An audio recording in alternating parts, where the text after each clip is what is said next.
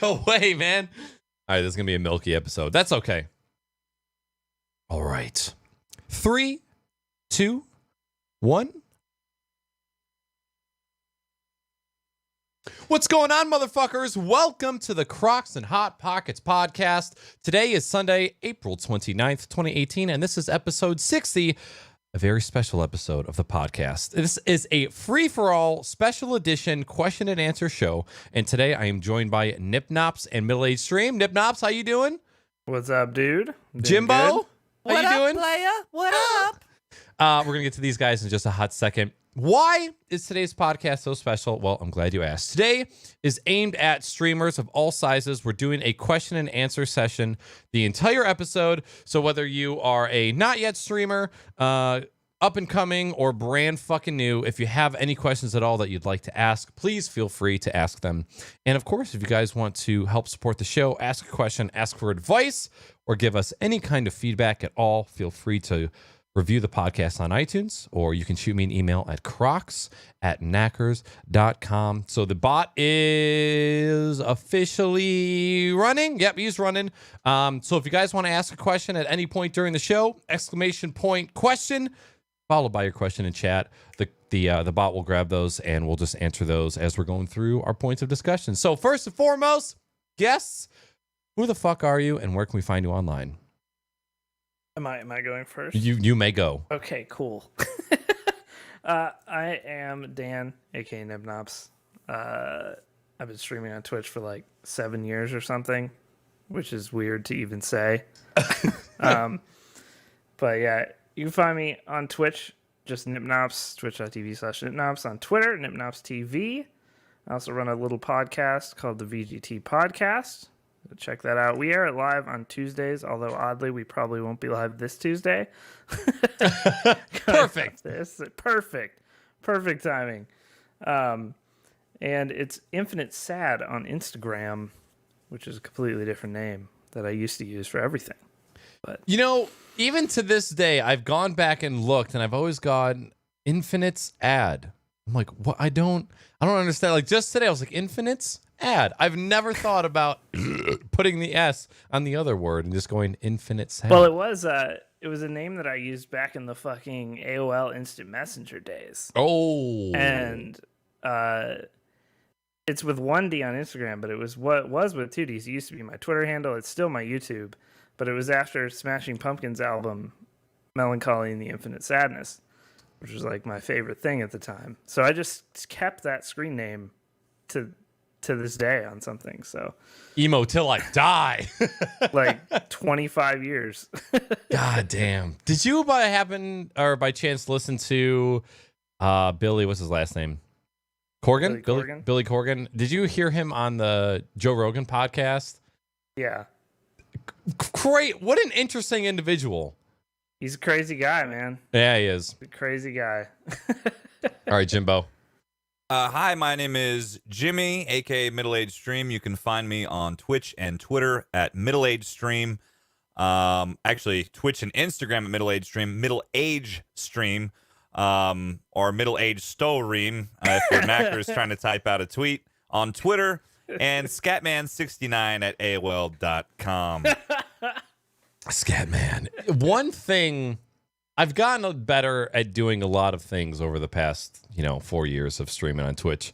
One of the things that I've not gotten better at is spelling and proofreading things before I post them. And sometimes I'll even proofread and I still don't see the errors that I've made, and I post it anyways. Do you not write drafts of tweets and just have them ready to go? No. See, that's what I always do. Like before it'll be like maybe an hour or so before I go live, and I'll have a minute, and I'll write a quick draft, have it just so I want it. So then when I'm ready to go, I just pull it up and hit send. I mean, I do that a couple minutes before I start, but like all of like my Twitter posts tweets regarding streams, my Discord notifications, those are all manually typed out.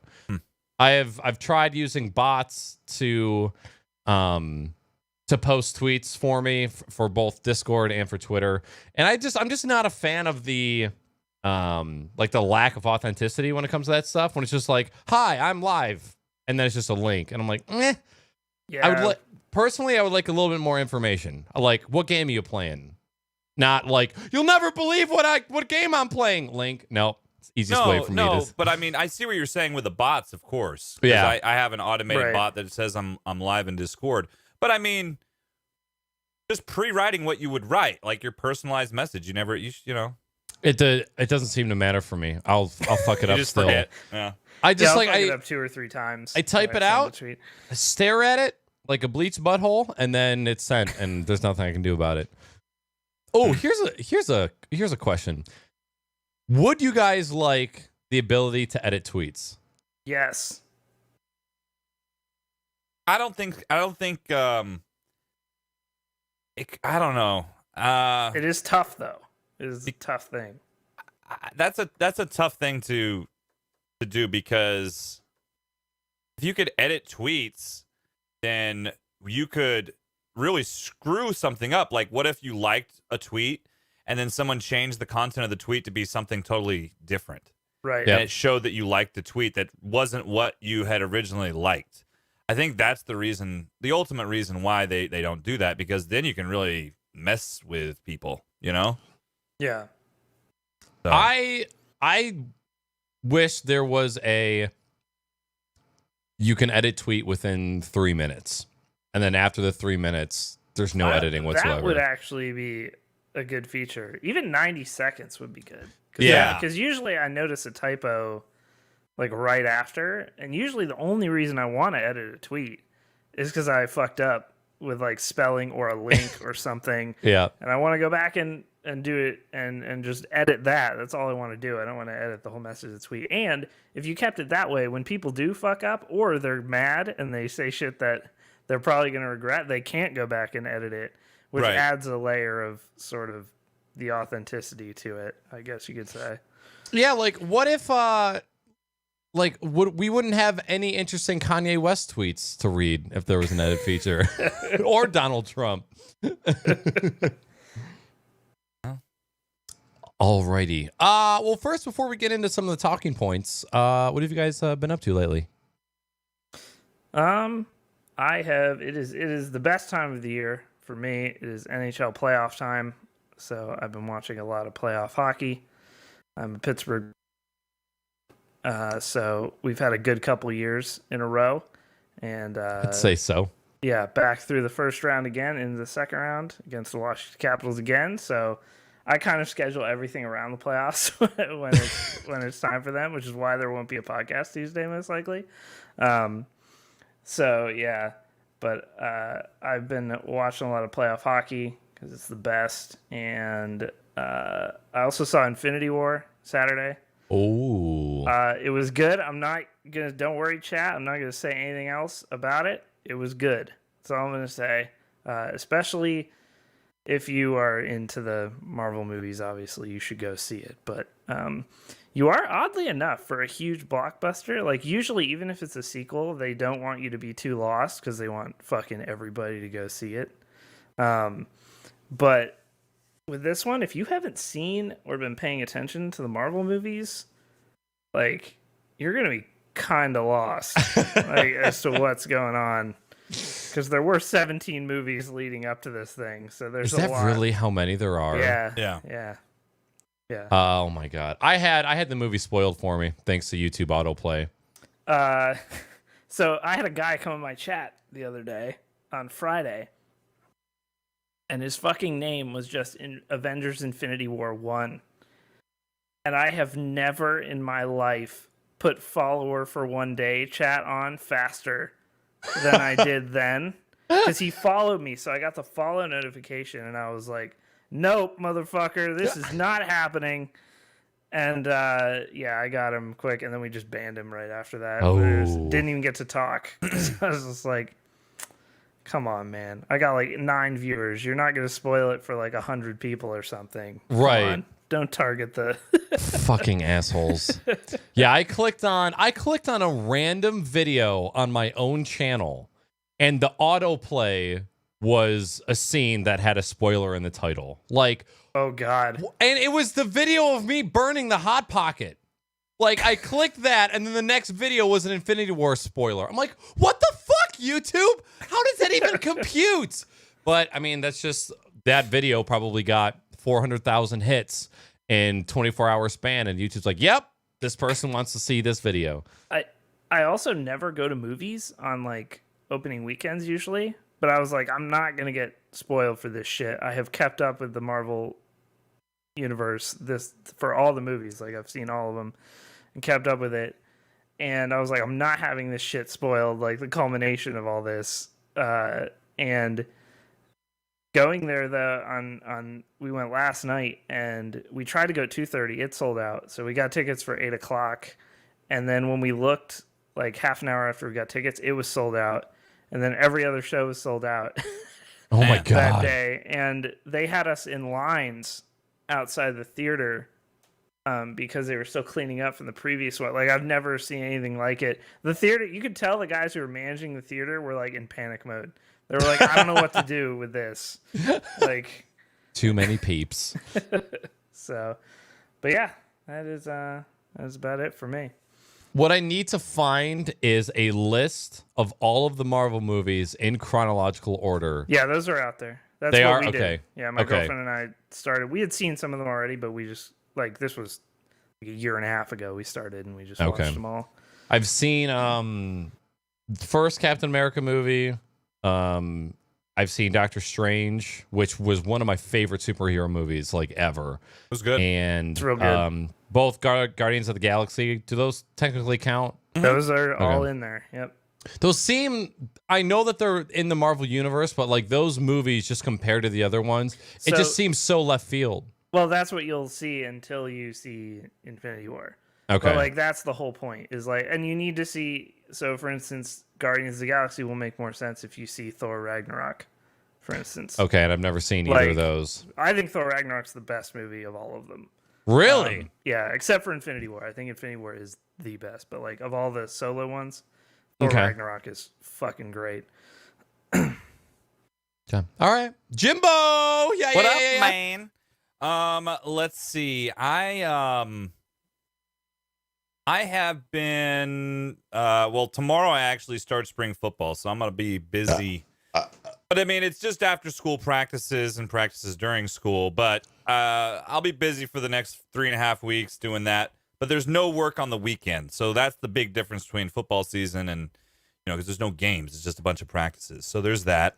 Wait, do you get less classes during the day and you get to go outside for practice instead? What do you mean? So you said practices during the day. Do you mean after school during the day?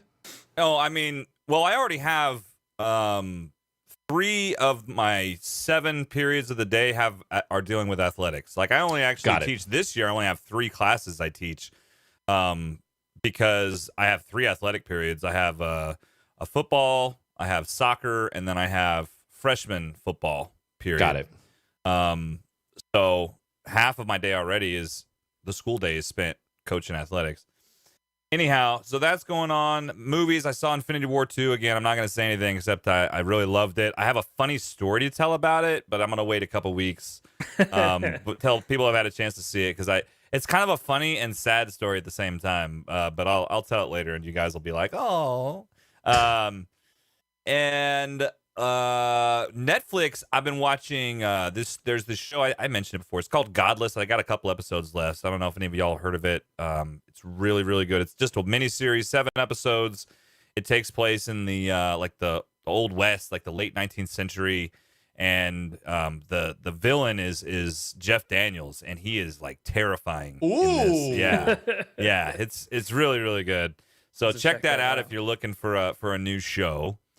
And then I also finally just finished building this fancy new PC that I got right next to me right now, and it's super nice. Had some audio issues I was dealing with all day today and last night for the first kind of stream, but thankfully I had a buddy who informed me that I needed to install all of the motherboard drivers that I neglected to install. And that seemed to have solved the microphone problem I was having. So Nice. Fortunately, I've got tech savvy people around, so like Neckers. I always laugh because I see fellow streamers on Twitter go, all right, building my new PC today. I'll be live in a little bit. And I'm like, nah. Good you luck. wish, brother. Yeah, no, it was a many hour process to do it, and then even still getting it tweaked. And I'm sure I've still got some more tweaking to do, but I'd say it's pretty close. And it's nice, man. I mean, it's a beast. It's the new Ryzen chip. Got a ton of RAM. I got a 1080 in it, and it is nice. So, Good shit, man. gaming wise, same as before. I've been playing Far Cry 5, which is amazing. I've also I've been playing a bunch of retro games on the weekend. I did that last night too. Had a lot of fun. And then as soon as I'm done with Far Cry 5, I'm planning on playing God of War, the new God of War, and then gonna dip my toes into some PC gaming on stream, since I think I have a rig that's powerful enough to do both. Nice. So yeah. What are you gonna play first? I don't know yet. You know what I think it is? I do know. I do know what it is. What it is? What it isn't? What it isn't? What it be? I think it's gonna be Skyrim, man. I'm gonna load it up with some mods. I'm gonna load it up because I started doing it on the my Xbox One X because it has the mods. It's not bad, but the load times are long, and you're still a little bit more limited with that. So I am probably going to start a new Skyrim playthrough. It'll probably be the first thing I play PC wise, because I think I can load some pretty decent mods on there with this 1080 and make it look pretty nice. I was watching your stream of it, and it would look fantastic. So it'll look good. Yeah, it'll look good. If you've never played Witcher 3 on PC, I have not. I played that on highly console. recommend it. The problem is I also played The Witcher 3, went all the way through it, and my God, man, like I think I spent more time in Witcher 3 than I did in Skyrim. And Oh yeah, it's huge. It's a huge game. It'd be hard for me. I don't know. It would be very difficult for me to jump back into that game knowing the backlog I have now. I mean, Skyrim is already bad enough as it is, but I consider Witcher 3 even a step above Skyrim. For me, though, just to see the visuals on PC of Witcher 3, though, is like totally super worth good. it. It's incredible looking.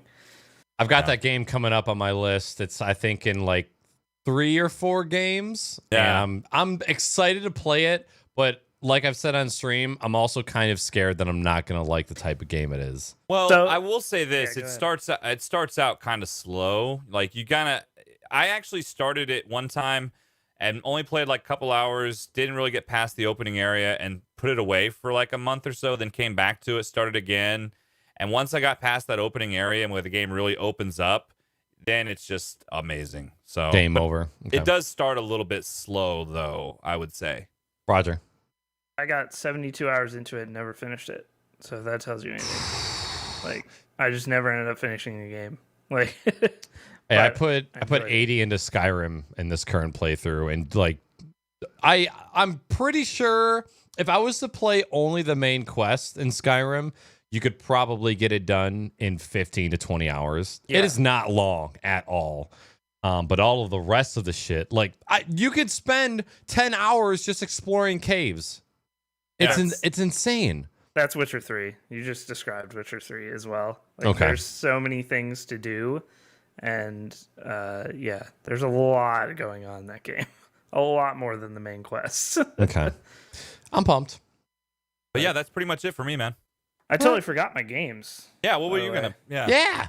Yeah, so I've been playing a lot of PlayStation 4 recently. So as Jimmy says, he's going to try some PC gaming. I've been playing a lot of PS4 lately.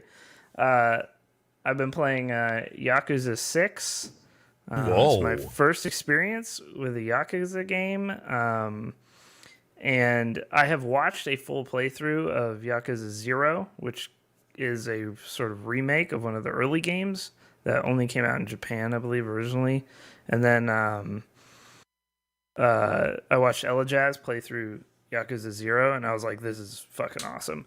So I got 6, and basically it's like a more story-heavy Grand Theft Auto or Sleeping Dogs. Okay. But there's no vehicle. stuff in it at all. But it's like that it's very much smaller maps. You're like in just a city, a small part of a city, and then there's like thugs around town that you do that you fight like beat 'em up style. Sort of like, you have a punch and a kick button, and you can do some combos, and you can like enter rage mode, and then you can do some special moves. And some of like the finishers in Yakuza are like absolutely ridiculous. Like, I don't know if you guys played Sleeping Dogs, but there were some ridiculous ones in Sleeping Dogs. If you have not played Sleeping Dogs, by the way, that's another one. Is that one I should add? Yeah, there's a Sleeping Dogs Definitive Edition on Steam, which has like better graphics than the original one. It's got like high-res texture packs for newer video cards. But I like that game better than any Grand Theft Auto that I've played. So, way. So that is my thoughts on Sleeping Dogs. But yeah, so the fighting system's cool, but you're also taking care of a baby in Yakuza 6. What? Yeah. So, and there's a million mini games in that game. That's what that series is kind of known for, is the mini games. Okay. So there's karaoke, and all the mini games give you stats. So in the old ones, there was like a host line, which is basically like phone dating.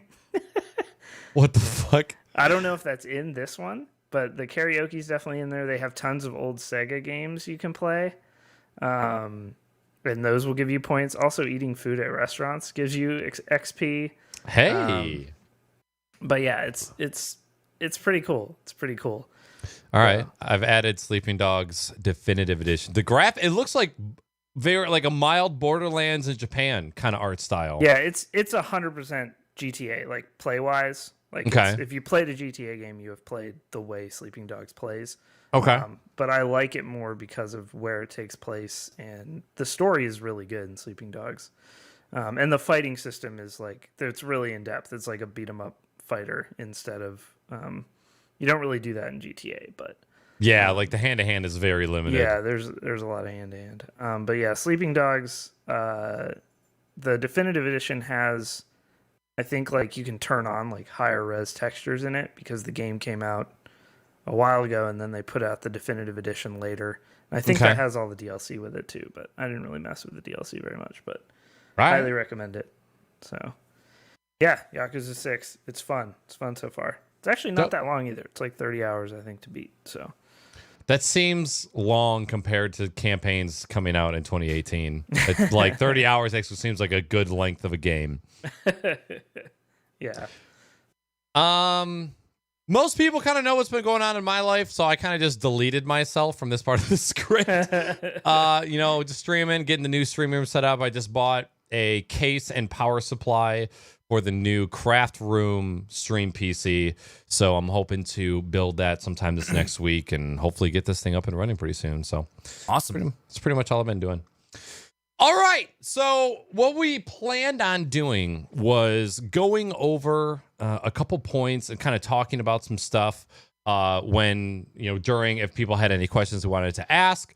And the first thing that I wanted to throw in chat is I have this public Google document that is called the Streamer Encyclopedia. And it's basically a collection of links to things that you might need / want / desire to research. Anything from audio to video to hardware, video game keys, learning about webhooks. This is pretty much always like it's a work in progress. As days go on, I'm adding more and more things to this encyclopedia. And this is kind of something that myself and people in Discord are building. So if you guys are streamers and you want to use this as a point of reference for the future, please do. Feel free to bookmark it, come back to it at any time. If you see any issues, any misspells, which you probably will find, or you think you have something that would be good to add to this, please let me know. This is something that I plan to have public forever. And I just want like a one-stop shop for people to go to, especially if someone's like, hey, I need to get started into streaming. And it's like, oh, cool. Well, let me save a million breaths and just link you this stuff. You just Google that. Right. So give that a look out. Like I said, if you have anything that you think would be beneficial to add, please let me know. We have a channel in Discord where we talk about this stuff and we're constantly adding things. And so if you guys have anything you'd like to add, please let me know. First point I kind of wanted to talk about was the process of channel growth and trying to be an up and coming streamer in a place that seems so saturated when it just seems very difficult. And I've talked about my own numbers on my stream before, but I just wanted to reiterate how slow my growth has been since I've started. And just for people that might be starting out, numbers to kind of reflect off of. So when I started streaming on my very first channel, which is not this channel, it took me an entire year to gain the first 100 followers. And that was 5 years ago. So that now probably really fucking hard to get. I can only imagine what it's like to try and start streaming now. Year one on my current channel, it took a year to get 220 followers. Year two, it was another 250. And then year three was where I first made my large jump and gained around 2,000 followers. And then currently year four is obviously in progress. But I just wanted to throw that out there for people that might be getting new to this and starting streaming and saying, holy shit, I'm getting a follower a month. What is going on? It's completely normal. For dudes, it's completely normal. If you're a female, it might be easier to get those first 100 than it is for a couple guys, and that's just the way that it goes. I kind of wanted to ask you guys how your first year of streaming went. I know, Dan, you've been around for a while. You've been on this platform for a hot fucking long time. Jimmy, I know you started actually on Xbox streaming. You weren't even streaming on a PC at first. Yeah. So do you guys have anything that you can kind of throw out regarding this topic? Well, as far as streaming and numbers go and growth, I will say this: if you're streaming from a console, generally, I mean, at least when I started doing it, because Twitch was still relatively new, I didn't even know what Twitch was till a few months before I started streaming, and I found out about it because sound muted console, and then it showed like you a live stream on Twitch of someone playing this game. Like I was looking to buy a game, like off the digital marketplace.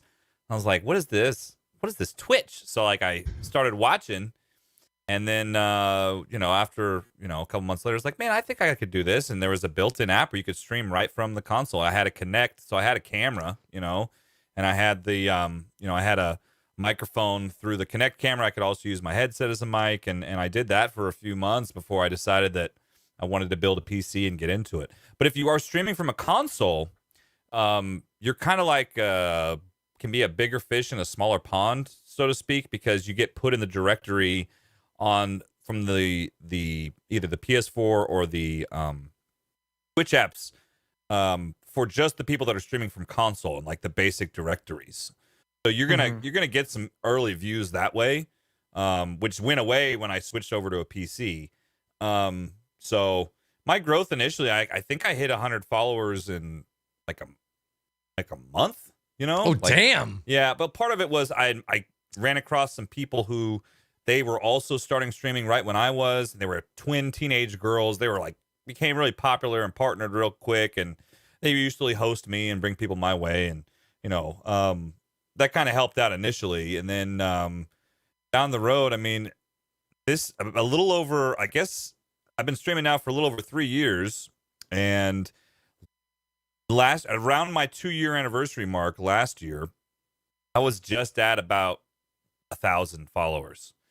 And then now I've doubled that this last year, but it took, and then but that first year, it took me 2 years to even hit that first one, that first 1,000. It just takes time. I mean, and you can't get too caught up with followers, because the followers, it's great. Someone found your channel, they followed your channel. That's cool.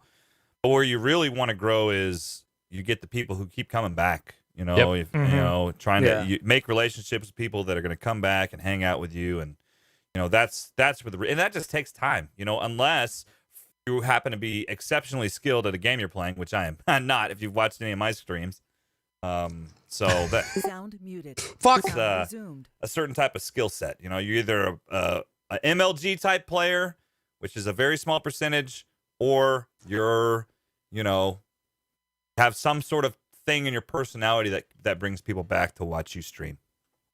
I would say though it's like it's so different. Everybody has such a weird different journey. Like you start on console, Knackers has been like on PC forever, and I started on YouTube originally to get into all of this. And Twitch didn't exist when I started doing YouTube. So I started doing YouTube in December 2010, and I was making Call of Duty videos, which was like, that was what you did then. That was what everybody did. Every channel was pretty much Call of Duty commentaries. Then I met John, a.k.a. Sinwin, a.k.a. S&Ds, who's now a VP at Twitch. And he was actually not there at that point. He was just doing YouTube, and he was also from Pittsburgh, and we were basically drinking buddies at that point. And we decided at some point to, with a lot of other people involved, obviously, to do KB Mod, which was a big RIP the podcast finally. Wait, is it officially gone? It's on hiatus, but like I would say that they probably won't do it again for a while, for a long time. I But saw I the can't speak for them, hiatus. though, so. Okay, because I saw the hiatus, but then I saw that they did a podcast like the next month. I don't know. Did they? I don't know. I'm not paying They close might enough have. attention. But anyway, so we did that, and then then I knew people up at who were starting at Twitch, and they were like, "You should come try this live streaming thing." So I made an account in like June 2011. I think the site was in beta, and then I started streaming. And so this is to show the reason I'm starting this way is because, or explaining this and how growth can kind of work. And I started streaming on there. And one time I was playing Jamestown, which was like a bullet hell game. Like, it's not a very popular game or anything, but this is the saturation factor, right? So when I started streaming, I got through people like tweeting out my stream, like people like John, people like Eat My Addiction. I had like 440 viewers for a stream of Jamestown, but there were not that many alternatives to me, if that makes sense as well. So the fact that there were 400 people I could harness at all to watch that for a couple hours, like now that would be like fucking insane if I had 400 people, because there's so many channels to choose from. And I guess my point is basically, if you have 6 or 7 viewers and you're chatting with them and there's a lot of the same people are showing up every night, that's cool as fuck. And you should enjoy that, because it is hard enough to get that these days, because there are just so many options at this point. There's more. Twitch was the only platform. Right. YouTube did not even have live streaming. And I eventually was offered a bunch of money from Machinima. Shouts to Machinima back in the day. Shout out! R.I.P. To stream on Machinima. YouTube for a while. And my God, it was a clusterfuck. Just to get a stream working on that thing was an amazing feat of jumping through hoops. This is in like 2012 or so when I did that. And then I went back to Twitch within 3 months. I was like, this is, even though I was like not making money on Twitch, I was making money from YouTube, but I was like, holy crap. This is like, if you wanted to stream, so this is how it was. If you wanted to stream to multiple, to have resolution options, Jimmy was expressing a little frustration over this earlier, but to do it back then, you had to stream 3 different streams at those resolutions. So if you wanted like a 480p for people and a 720p, you had to do 2 instances of like OBS to your channel. Yeah, it was fucking crazy. So Wow. So yeah, so I went back to Twitch after like 3 months. But I didn't stream but maybe once a week for a while. That was like my thing. I would stream once a week. But you know, I eventually grew and got partnered, and then kind of took time off for a while too. But growth, I guess, again, my whole point is growth will be slow probably for most people. There's a lot of luck involved. And like Jimmy at 30 viewers, like averaging 30 viewers is like, that's awesome. Like if you're at 30 viewers right now, like that's pretty fucking good, man. Yep. Like back in the day, the partner limits were like you had to have 1,000 concurrent. This was like back in the day. You had to have 1,000 concurrent viewers because there was nobody doing it.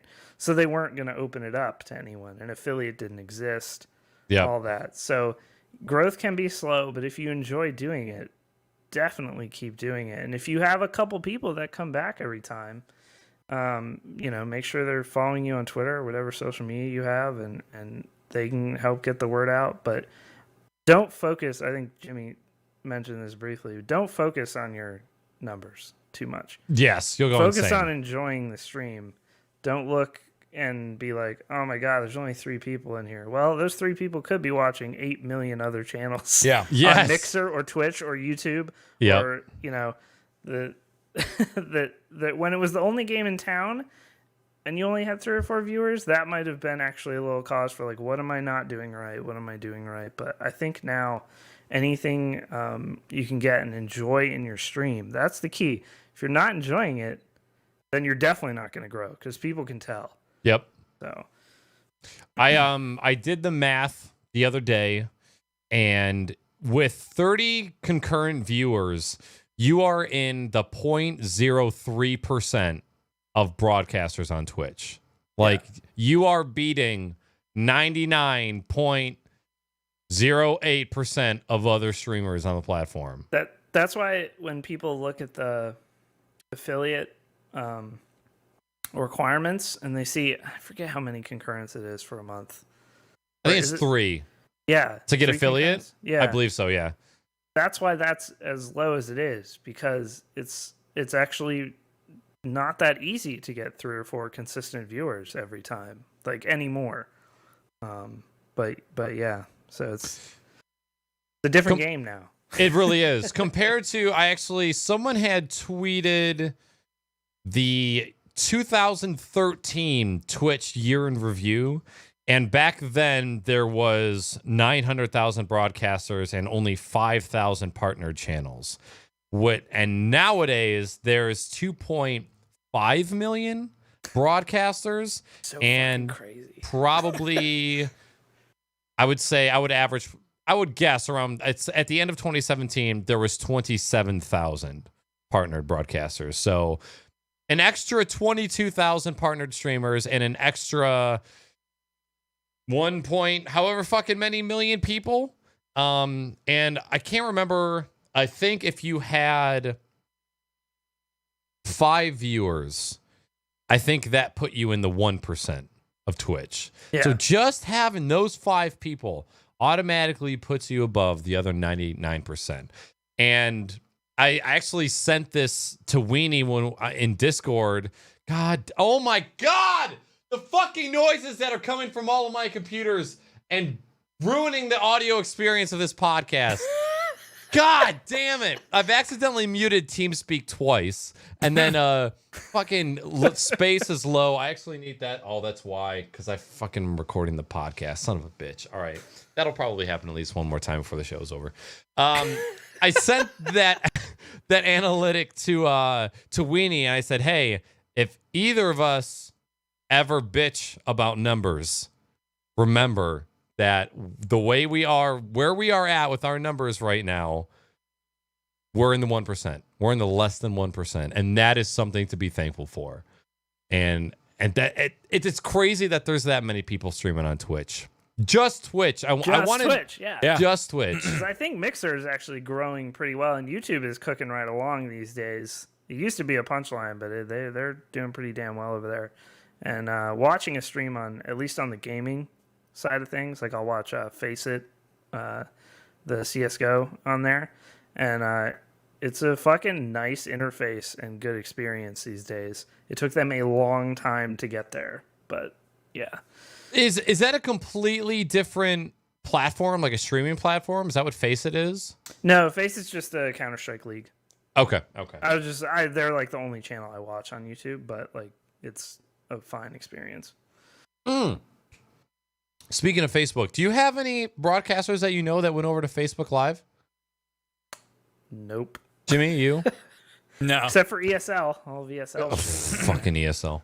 The one guy that I followed that went over to Facebook is Darkness429. Played a lot of Siege, played a lot of Fortnite, and he's getting crazy numbers over there.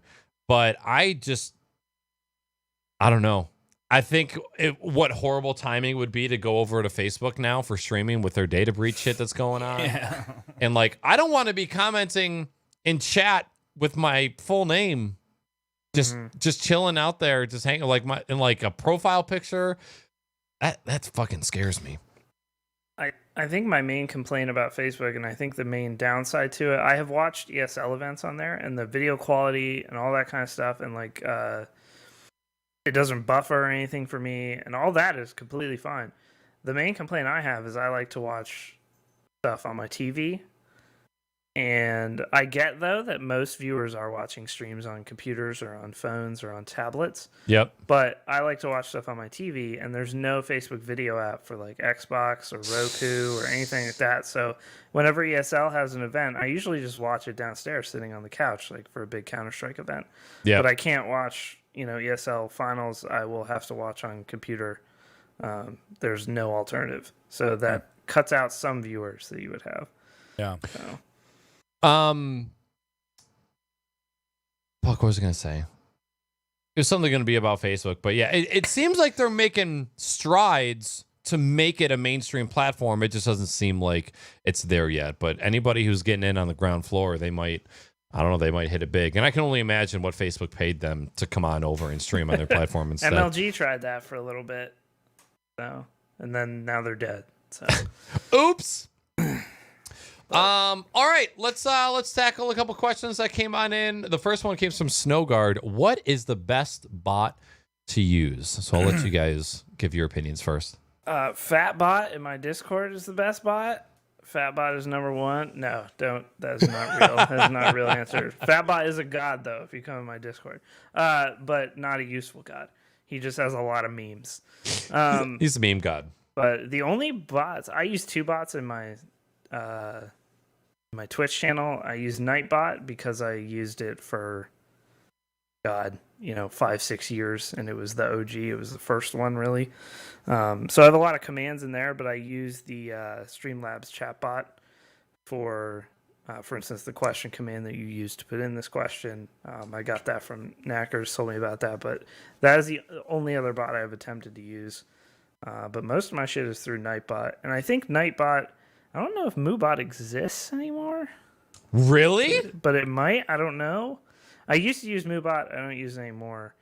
Yeah, they're right. But if you want something really base, then Nightbot is good just to set up some quick and dirty commands for your channel if you're just starting. The Streamlabs chatbot is really, really functional and really, really good, but also complicated at the same time. So yeah, but basically what Hypnob said, it's when I first started, I was using a combination of Nightbot and MooBot, and I was doing that for a few months, and then when I got off and built my first PC and started to use that, then I switched over to OnkBot, which was bought out by Streamlabs and became Streamlabs chatbot. So I've been using that ever since. It's my all-in-one bot. I don't use any other bots except that one, just for simplicity's sake. The only downside to Streamlabs chatbot is it's hosted locally, so you can't really do anything with it if you're away from your computer. So there's obviously some drawbacks. So if you're in a type of job where you can mess around with some of that stuff, and you could have that up. I don't have that type of job, so it didn't matter to me anyway. But I know, like Knackers, for example, you have times of the day where you could be messing with stuff. But in my opinion, the Streamlabs chatbot is the best. But yes, there's definitely a learning curve functionality wise, but nothing that a Google search. I haven't really ever needed anyone's help for the most part on that, aside from some very basic things. But Yeah.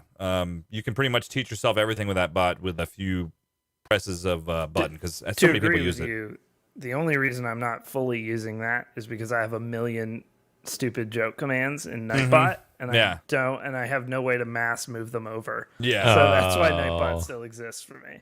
Yeah. That makes sense. I also use chatbot for the most part. I'd say over the past 4 years, I've probably bounced around to like 5 or 6 different ones. I still have Nightbot and Muxy attached to my account and in Discord just for analytics purposes. I think what you'll find is that most bots don't do everything you need, and you'll most likely have at least 2 bots if you want to cover all of your bases. Being a brand new streamer, 1 bot is probably going to be enough. But then once you start going through the motions of streaming and figuring out what you want and what you don't want, I would probably guess that you would end up getting 2 different bots. Chatbot, I would agree, is the best. The only downside is it not having any web interface, so you have to be on the computer that you're on, which also means you need to worry about your own backups. They have a cloud backup built in. I've never tried using it. I've seen a lot of people on Twitter who have relied on it and ended up getting fucked. So I manually back up my Streamlabs chatbot config files just because I'm a backup psychopath and I don't know. I just don't trust it. Yes, you are. So I would definitely say chatbot. Muxy is great for analytics. Me6 is a great Discord bot.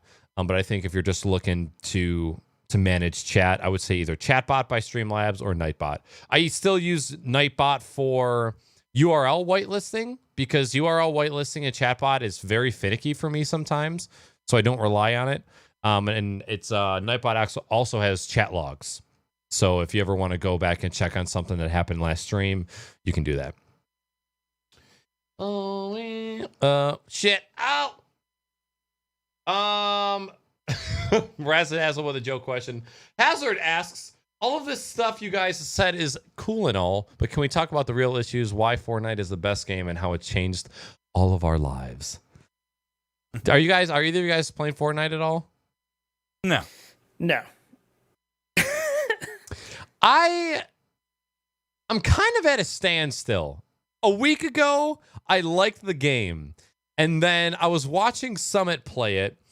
And I was watching this shootout, which just consisted of 2 dudes building a tower around each other.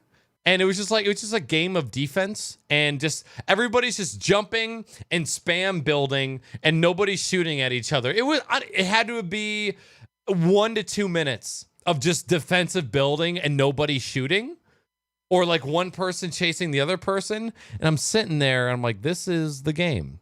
And at that point, I've realized I don't think I care to play this game anymore because that just seemed really fucking annoying to me. I don't have it installed, don't really care about it, and it's not because I don't think Fortnite's like a decent game or something. It's just not the battle royale game I want to play. If I'm going to play one, I want to play PUBG, even though it's a broken mess in comparison. There's a lot of bugs in PUBG, but I want that realistic shooting and the more realistic experience. I don't want building in the game at all. I look at this as a Team Fortress 2 versus Counter-Strike situation. Yes, those are very different games. I realize that. But Team Fortress 2 is more cartoony. You can jump and shoot and be pretty accurate and all that stuff. But if I want to play Counter-Strike because I want the competitive experience. And I think PUBG plays more into that, although I think it is not a good esport. Like, I don't think they should be having tournaments with PUBG yet, but I just want the realism. I think the building is like, I no interest at all in that. Have you played Islands of Nine or seen any gameplay of that? I've seen it played, but I haven't played it. Okay. I think you would like that, especially if you were into COD commentary videos back in the day. It plays like a COD game, very much so, and it's super fun. All right, next question. Unlimited asked, why do I keep deep throating my mic whenever I stream? I don't know. Need to know a lot more about what's happening here. Hazard asks why or y'all ever eat grapes? I actually don't eat grapes. But milk steak, I'm down. Drink wine. Does that count? Yeah, it does. It's grapes. So, technically, yes. What about you, Dan? You ever eat grapes? I eat grapes now and then. The only time I eat grapes is in my mom's recipe for chicken salad. There's some red grapes in there. Always a good time. Salty Sam asks, does Streamlabs allow for coding exporting to a normal type? Config exporting to a normal type file. If so, could you edit commands and code from Google Drive, Dropbox? I don't think so. I think I've looked at config files for Chatbot before, and I don't think you can get that nitty gritty with it. You might be able to. I won't say yes or no for sure. For what kind of commands? Yeah, so like if you wanted to put the config folder for Streamlabs in a cloud service like Google Drive or Dropbox, could you sync the those chatbot up? Or for Streamlabs itself? Chatbot. Okay. I'm wondering. So like you put those in Dropbox or Google Drive, and that way you could just access the config file from anywhere and change them. But to me, at that point, I would rather just wait till I get home and just use the graphic user interface to do it anyways. All right. Before we get to the next point, I have to pee really bad. It's the milk steak. It's the milk steak and the milkshake. So if you guys want to jerk each other off for like, I don't know, 20 seconds. It's a suggestion, man. He's obviously not going to wash his hands. If he said 20 seconds. Yeah, he's definitely not. He's going to have penis hands when he comes back. The filthy individual coming back to this podcast. Filthy, dirty guy. But I guess while we're waiting, to kind of jump on you about, like, I said no quickly to Fortnite. I think Fortnite's cool and all, but I'm kind of with you. Like, I'm already bad enough at shooters. When you add the build mechanic to it, it just my brain just can't wrap it around it. I don't know. It's just it's too much for me. I enjoy watching it sometimes, but I don't even enjoy watching it. It has to be someone who's really good. Like that's when I enjoy watching it, you know. But if it's anyone else streaming it, I usually won't really watch it because I'm just But if it's somebody who's really good, I'll watch someone play it for a bit and shit on some people. You know, yeah, it's kind of cool to watch, but. Other than that, it's just not my thing, you know? Not my thing. The building just immediately, I was just like immediately turned off. Building. No. Hey, what's up, hand washer? Hi! Bro, I'm telling you. With fucking hand sanitizer. Next question. Or next topic, really. This is something I wanted to touch on because this is starting to seem like it's becoming way more apparent. And it kind of sparked from the Halo Online debacle. Because there was quite a bit of streamers that streamed the new Halo Online patch and they got banned temporarily. We've had a couple scares in the past where streamers have gotten indefinitely banned for what seemed like DMCAs, but in the end that ended up not really being them. So one of the points that I wanted to bring up as just kind of a heat of warning to new streamers, a lot of us now play whatever the fuck kind of music we want on stream for the most part. Twitch mutes your VODs. You lose, obviously, the audio for that VOD. You move on with your day. That's fine. I think with Ninja going on cable TV and talking about Twitch has absolutely brought Twitch as a platform to the mainstream. And I think way more eyes are going to be on the platform as a whole. I think now is the time where we actually start buckling down and being careful about the content that we're allowing on our channel. So me included, I play whatever music at any time, but it seems like ever since then, DMCAs have been a little bit more common for gaming, for music, and I think it's about time you start thinking about using royalty-free music on a very, very consistent basis. So, oddly enough, years ago, I did that more than I do now.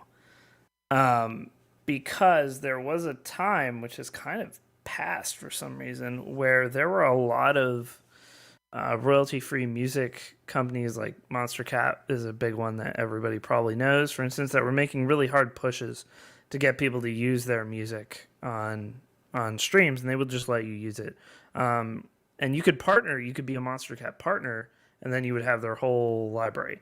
That was actually, you had to have some pretty big numbers to get partnered with them, but they also had stuff where if you just credited them, and there were artists like Big Giant Circles, who's done a lot of video game soundtracks, makes some good music, where they would basically say, you can play my music on your stream all you want. All you got to do is put a little music box below your stream, and it just says, some of the music on the stream provided by Big Giant Circles, link back to the Bandcamp.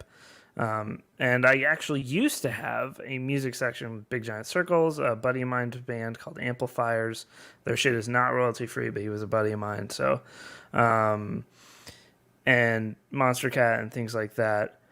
But then I gradually got away from that, because it really just didn't matter. And they were just going to mute the VODs at that point, because they've been doing that for several years. So I was just like, well, fuck it. I don't really care about my VODs. I think it's a good practice to get into, though. And I actually try to do it for stream intros and stream outros.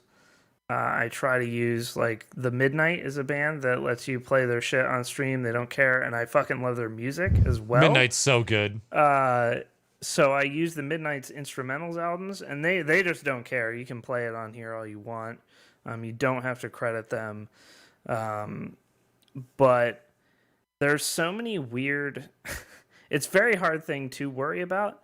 I guess if you want to go through the effort to it, it is probably worth it for you just to get in a good practice. That would be my... Like you said, it's a time to buckle down a little bit, and I would agree with that.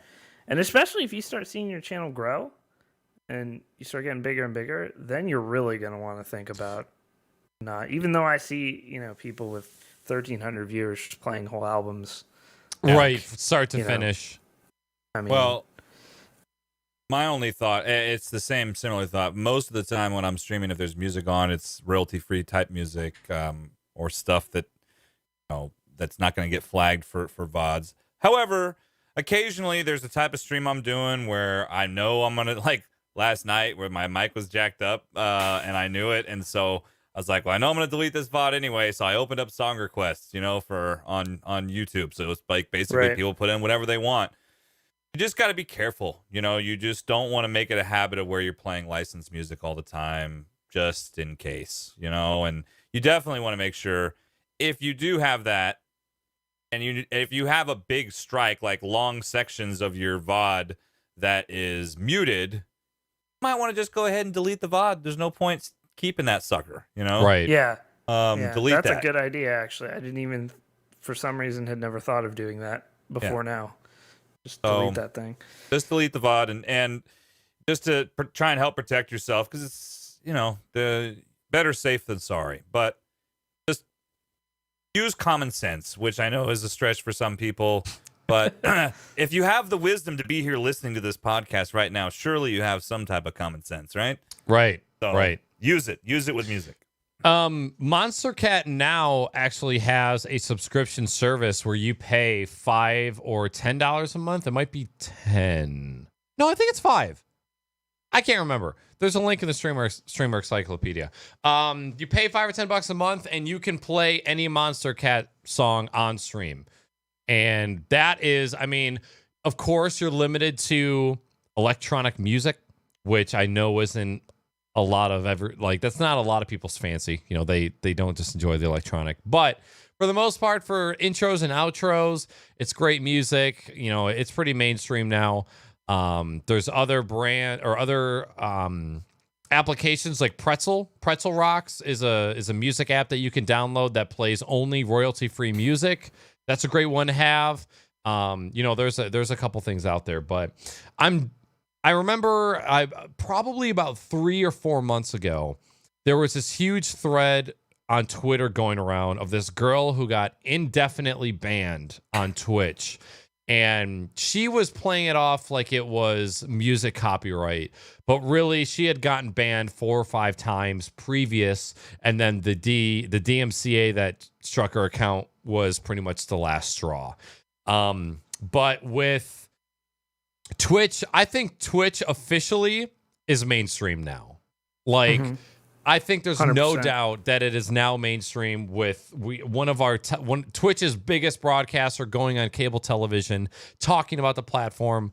It was funny. I was at Micro Center picking up a case, and the guy goes, "So do you do any gaming?" I'm like, "Yeah, I play this, play that. I stream on Twitch." And then as soon as I said I stream on Twitch, this one kid goes, "You play Fortnite?" I was like, "God damn it! Leave me in the cave. Leave me in the darkness." And then, so like at that time, I didn't think anything of it. And I was just, having a conversation with the guy. And then we're walking out, and Weenie in her very manly voice goes, "Do you play Fortnite?" Made it a joke, and I fucking laughed. But I think now, like, of course, El Dorito, the development company behind Halo Online, has been developing that game for years. Microsoft has never said a word about it. But then all of a sudden, this new update comes out. A bunch of big people start playing it. Gets a lot of traffic. I think like just under 10,000 people were playing it at its peak. And people got banned. I remember you talking about APL Fisher getting his strike on his account. He got banned for 24 hours. So I think now is a good time to start thinking about that stuff. And which kind of sucks because I have a lot of like sound effects songs on my stream deck that I like to play at certain times. I'm kind of hoping. Now, those are generally okay because I think the limit is if it's under like 30 seconds even, I think is, you can, it's like a fair use. Because I have the same thing, like I have a few sound effects for some stuff, but just, I mean, if you're playing, I think the general rule of thumb is don't be playing licensed music all throughout your stream. I mean, all the time. I mean, you really probably shouldn't be doing that. Yeah. Because YouTube, if you have any more than 7 or 15 seconds of a licensed song, it's getting demonetized, like 100%. Yeah. They have a very, very small window of what you can actually include. But then again, you see the same favoritism. Like you'll see Casey Neistat put songs and clips from movies in his shows all the time, and nothing happens. So that's whether it's Twitch or fucking Jimmy John's, there's gonna be favoritism at the top of the chain. That's just how the real world works. Life's not fair, and nobody fucking cares. Get over it. No. Grow up. I think I saw a question come in. Two questions. Racidazzle said, "I'm bald and well and hot, but what type lighting should I need for glare on my melon so there's no reflection on stream?" Serious question. I have no idea about lighting. Look at me right now. As a fellow bald man, Racidazzle, hats.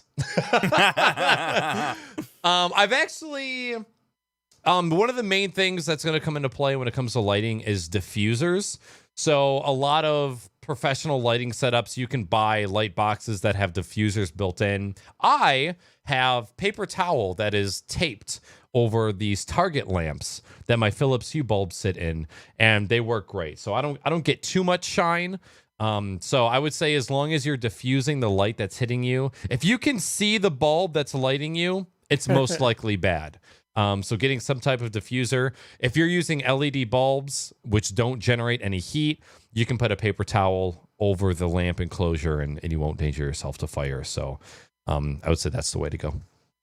And talcum powder. A little talcum powder if you don't want to wear a hat. Talcum powder. Yeah, rub it in. Rub it in. I've never heard of this. You never been to a barber that uses talcum powder? I've never gone to a barber that wasn't Bo Ricks to get a haircut. Oh, okay. Like I've never gotten. I mean, like, hey, barber, can you shave this fully grown beard I have growing on my face? Like, I've never gotten a professional shave from a barber. They're pretty. I wouldn't say they're uncommon around here, but we're more salon heavy than we are barber heavy. All right. But yeah, no, I don't think I've ever been powdered like a baby in my adult age. Next question from Falsify. Remember when Twitch announced VOD muting for copywritten content and people lost their mind like it was the end of the fucking world and people started streaming on Hitbox? Yes. Classic reaction. Yeah. There was something today. Linus Media Group got banned for something. They had a DMCA filed against their account and their Twitch account was banned. And of course, hothead Linus went on Twitter and just started ranting. And everyone's like, no, Twitch is a shit company. All of these SJWs running this shit. I hope Twitch dies in a year. Somebody's going to come along much better and much smarter and rule the world. So calm the fuck down. Every time there's a little thing, people lose their fucking mind. And then another very popular royalty-free music company called 99 Lives retweeted them and said, hey, guess what? DMCA law, if you get one, you ban the account immediately or else you lose. I can't remember the terminology, but like if you get a DMCA as a company and you do not immediately act on the infringer within 24 hours, you get content rights removed from your platform. It's actually extremely dangerous for the platform itself. So if you get fucking banned because of DMCA, it's not the platform's fault. It's the law's fault and how the law is written and how that goes on. So it's just, Twitter should just be renamed to Kneejerk, like kneejerktweet.com, because everybody sees it and they lose their fucking mind. But it seems like every 3 or 4 months somebody gets banned for playing copyright music on their stream. Everybody loses their mind, and everyone goes back to playing royalty-free music, and it's just whatever. All right, next topic. While we're waiting for some more questions to roll in, mistakes in your streaming careers. So, what are some mistakes that you guys have made along the way?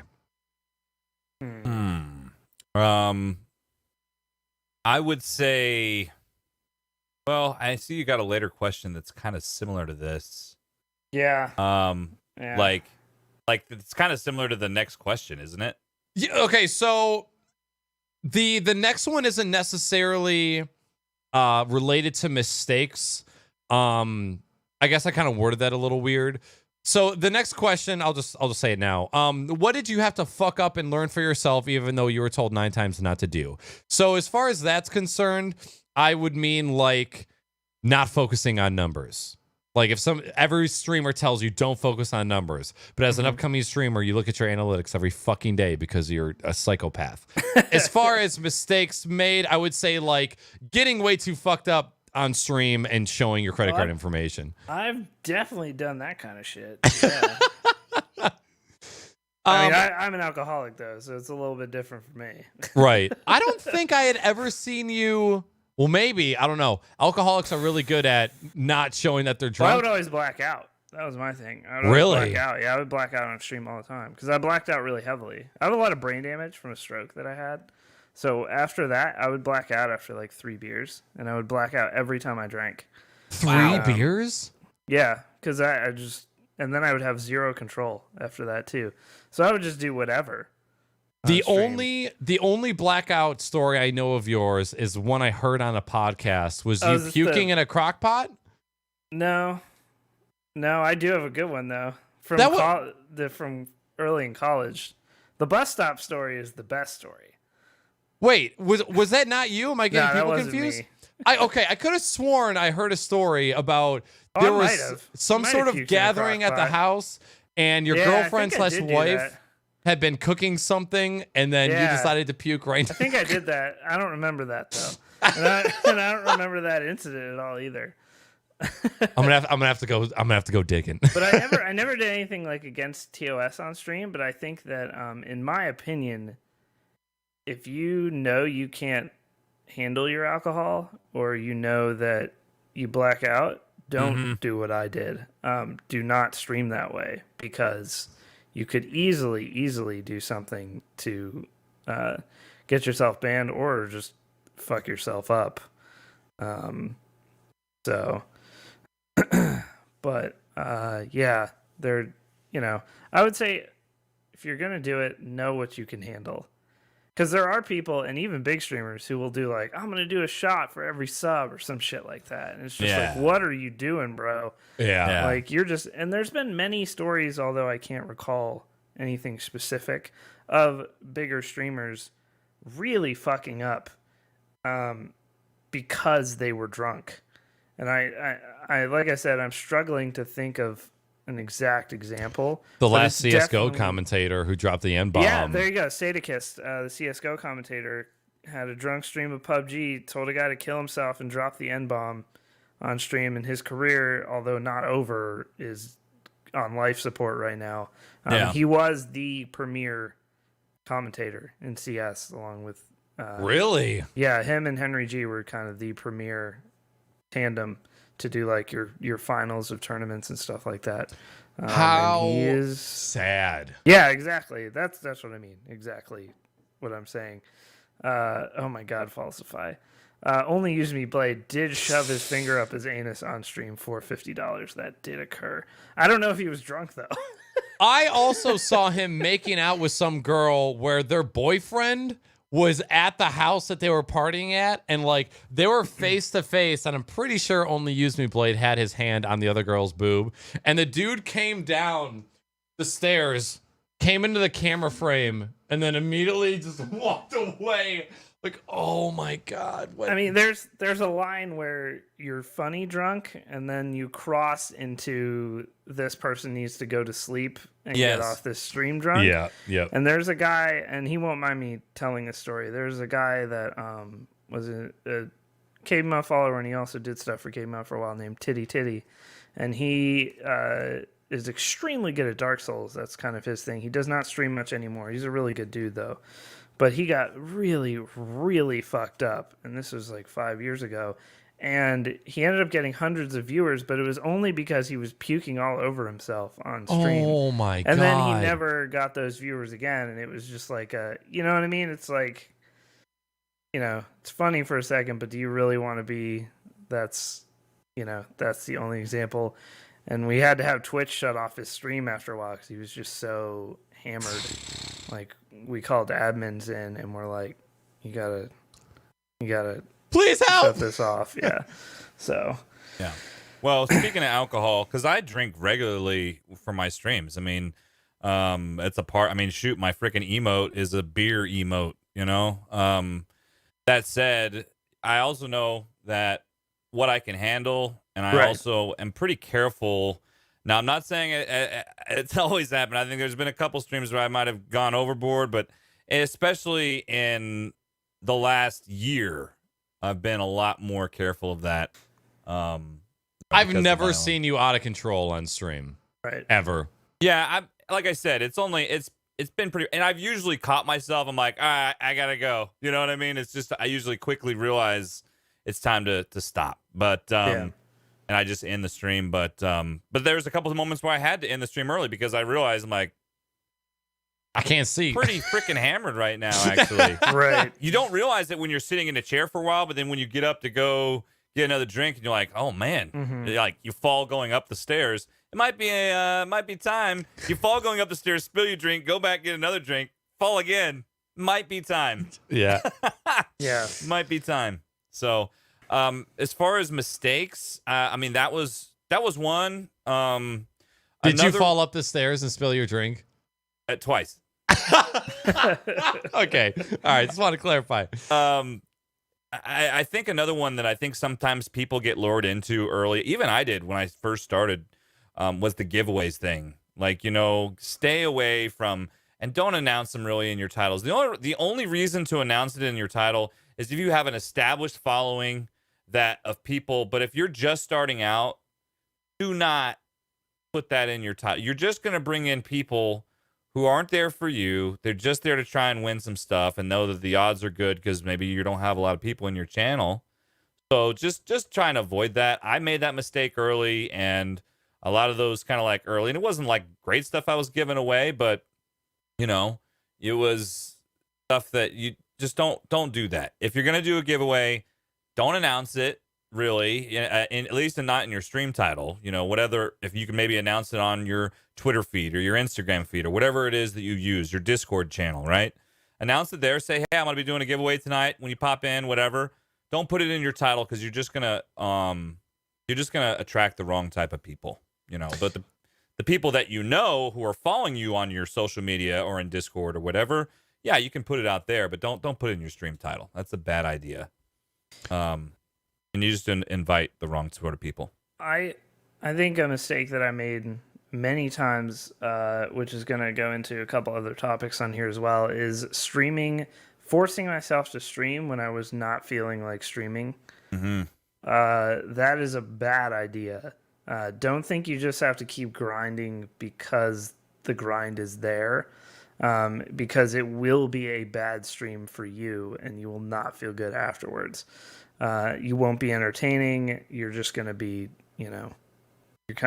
people will know that you're not really feeling it just by watching. So Don't force yourself. If you're tired, if you're super tired and you don't feel like being entertaining, don't stream that night. It's okay. Yeah, it's okay. Yeah. To kind of blend three different things together. First and foremost, what Middle Age is saying about giveaways and people coming to your stream only for giveaways, I think the same exact thing applies for drinking streams. People like to see other people get fucked up. And if you have a stream that is centered around getting fucked up, like doing shots for subs, they're going to be there for that. And then you're a certain kind of person when you're intoxicated to a certain extent. And when people come back and you're not this like rampant, loudmouth, like funny person for an entire stream when you're not drunk, people are like, oh, this isn't really kind of what I signed up for. And then they'll leave. And then you've got the certain people that want to see you make mistakes when you're drunk. And those are definitely not the viewers to have around either. So that's something you got to kind of keep an eye on. To touch on the point of if you're not feeling like streaming, don't. 100%. I have a weird relationship with that section of streaming, because there's been times where I've been like, man, I really don't feel like streaming today. Like I'm feeling out of it. I'd like to relax. And then you go live, and then within 20 minutes, chat hooks it up, just gives you so much love and support. And there's times where you feel like you're delivering 80% of the content and Twitch chat is delivering 20. And then there's times where Twitch chat is delivering like 80% of the content, and you're just taking what they're giving you and throwing it back. There's days like that where Twitch chat is just on fucking fire and they are just hilarious. I feel like my chat is half of my show, because some of the shit that they say and they do makes me laugh so hard. And it's things like that can bring me out of the mood that I'm in. Mm-hmm. Unlike this past Friday, where I was feeling great. We went and got milkshakes with Weenie, and then we went and got sandwiches, and we were hanging out in the living room, and then I sat down on my chair, and I said, oh, God. Oh, no, this is not going to be good. And okay, it's all right. Just go live. Fight through it. You'll be fine. I was not fine. I went about an hour and a half, and I was feeling worse than I did when I first started the show. And I just had to end it. I said, look, guys, I'm sorry. I'm a shit entertainer right now, and I'm not being entertaining whatsoever. I'm going to host Weenie, and we're just going to go over there and hang out. And I ended up gaming for another 3 or 4 hours. I knew I could play games, but at the same time, I knew I couldn't be entertaining for a show. So for me, I'm like, it depends on how I'm feeling, because there's times where I just feel like I'm in a bad mood and I don't want to stream, and I'll go live and it changes my mood and I'm fine. But if I'm feeling exhausted, like run down and beat, don't go live, because there's a very small chance that it's going to get turned around and you're going to be fine. Right. Yeah, agreed. There was one other point I wanted to touch on. Oh, my mistake. One of my mistakes that I made was playing a certain game because I thought it would get views. Definitely don't do that. Yeah. I'm with you on that. Now, can I cut you off for 1 second? Yep. I'm going to let you finish, but That said, there's obviously some importance on games you play. Yes. But, I mean, you don't want to pick a game necessarily if you're just starting out and you're just going to play Fortnite. Well, good luck, because so is everyone else. There's a million people playing that game, and you're going to end up way on the bottom of that list. It's going to be hard for people to find. So you may like playing Fortnite, but probably not a good idea to stream. I mean, you can do what you want, but it's going to be very, very difficult to get any sort of viewership if you're starting out and you're streaming a very saturated game. Yep. Might have to be able to branch out outside of your comfort zone or the game that you play the most. So, to kind of expand on that, there are, at a certain point, there's this weird, I don't know about you guys, but there was this changeover from when the first couple years I was just streaming because it was a hobby. I enjoyed it. I had fun. And that's what just kept coming me back. On my back? Goodbye. Sorry, I can't do this anymore. It's coming on backs, sperm on mouth. There was a time where you realize, okay, this is a hobby. I've been doing it for years. Do I want to take it to the next level and make this a thing? Or do I just want to keep doing it as a hobby? And I think one of the things that you can do to make that switch over is you start looking at directories, you start looking at games, looking at the numbers, seeing what popular streamers are playing and what time they get off. And trying to find like a sweet spot, playing a game that has a couple thousand viewers, and that's good. But if you're trying to do that in a game that you don't enjoy playing, you're gonna have a bad time. yes. And I made the mistake of playing a couple games. I saw other streamers my size playing games and getting great numbers in these games. And I thought, oh, if I play those games, I'll probably get the same influx of viewers. And I didn't. And it completely ruined my experience of playing that game, because all I could think about was, why aren't the people that went there coming here? And as soon as you start getting into that mindset, you're just breaking yourself down. It'll slowly just break down on you. So that was one of the mistakes I made. I vowed to never do that again. And since, I think one of the best things I personally did was telling chat to tell me what games to play. And I've come across so many amazing games that I've played that I never would have given the chance. So you got to find your thing. Obviously, every streamer is different, but if you start playing games for the wrong reasons, you're most likely gonna salt out to an extent. Yeah.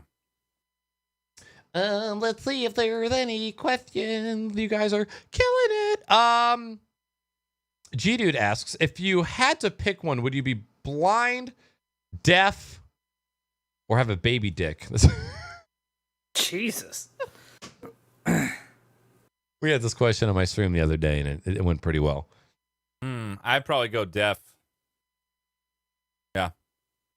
Yeah, it would suck, but I mean, at the same time, you know, no baby. The other two just seem unfathomable to me. So you know, I don't think I could handle. I can imagine myself being deaf and still being okay, but the other two, I just can't imagine that working out well for me. So yeah, I'd have to go with that. Daniel. Oh, I said deaf. Deaf, yeah, same. Deaf okay. is like definitely the best answer here. Yeah, same here. Next one, and we'll get back into the topics. Which one of you would win in a rap battle? Lil Ronnie for show. Lil Ronnie knows what's up. Knackers 100%. Yeah. That's not even Yeah. a question. That's no doubt. Lil Ronnie knows what's good. Yeah. All right. So this next question, it's a little bit different. What did you have to fuck up and learn for yourself, even though you were told 9 times not to do? So example, I know exactly what I need. You got one? Yeah, I got one right now. Because as soon as you explained it the last time, I got what you were trying to say. So when I first started streaming, one of the things that somebody said to me was don't look at your viewer list. Don't look at your who's in your chat. Don't do any of that. Don't.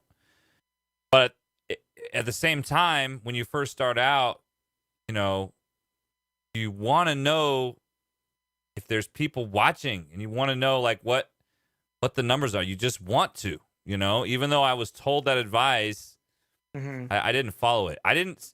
And what ends up happening is if you have your viewer list open and you see especially I used to use the little chatty, the little Java, chat thing. I don't use it anymore. I just use the pop out. But there was a thing too where there was a function where it would tell when someone would enter and leave the room, like the chat room, Yeah. And I wouldn't call them out or anything, but in your mind, you would see, yeah, that's another step. But someone enters the room, they watch, and then they leave, and then in your mind, you're like, why did they leave? Why? What's going on? But if you didn't even have that open, you would have never known. And you can focus on the people that are there. You can focus on the stream. You're ninjaing your brain if you do that stuff. You got to stay away from that. 100%. I still do it. Cucking yourself. I don't do it anymore. And ever since I stopped doing it, I stopped doing it, it definitely made it much easier for me to stream, and I think made my streams more enjoyable. So if you're just starting out, the best advice I could give you is, and I know early on it's you may be talking to an empty room, and that's okay because you get time to kind of focus on being able, because believe it or not, playing a video game and talking and holding on maybe 10 or 20 different conversations, not the easiest thing in the world. No. And it seems simple until you do it. It takes practice to be able to, and also know what to respond to in chat, what not to respond to in chat, and how to handle all those things. So you're only making it 10 times worse if you leave that viewer list open and you're focusing on the numbers you have in your chat. I was told to not do it. I didn't listen to that advice. I wish I had listened to it immediately because it would have made my early few months of streaming a whole lot easier.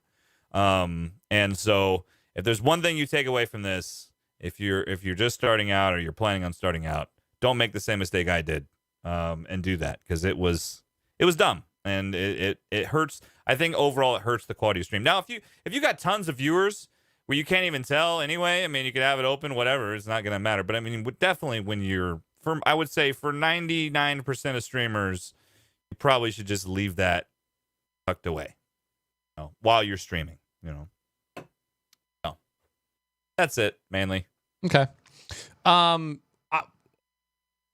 I've talked about this quite a bit in the past couple of weeks because it was brought to light my streaming practices as a brand new streamer.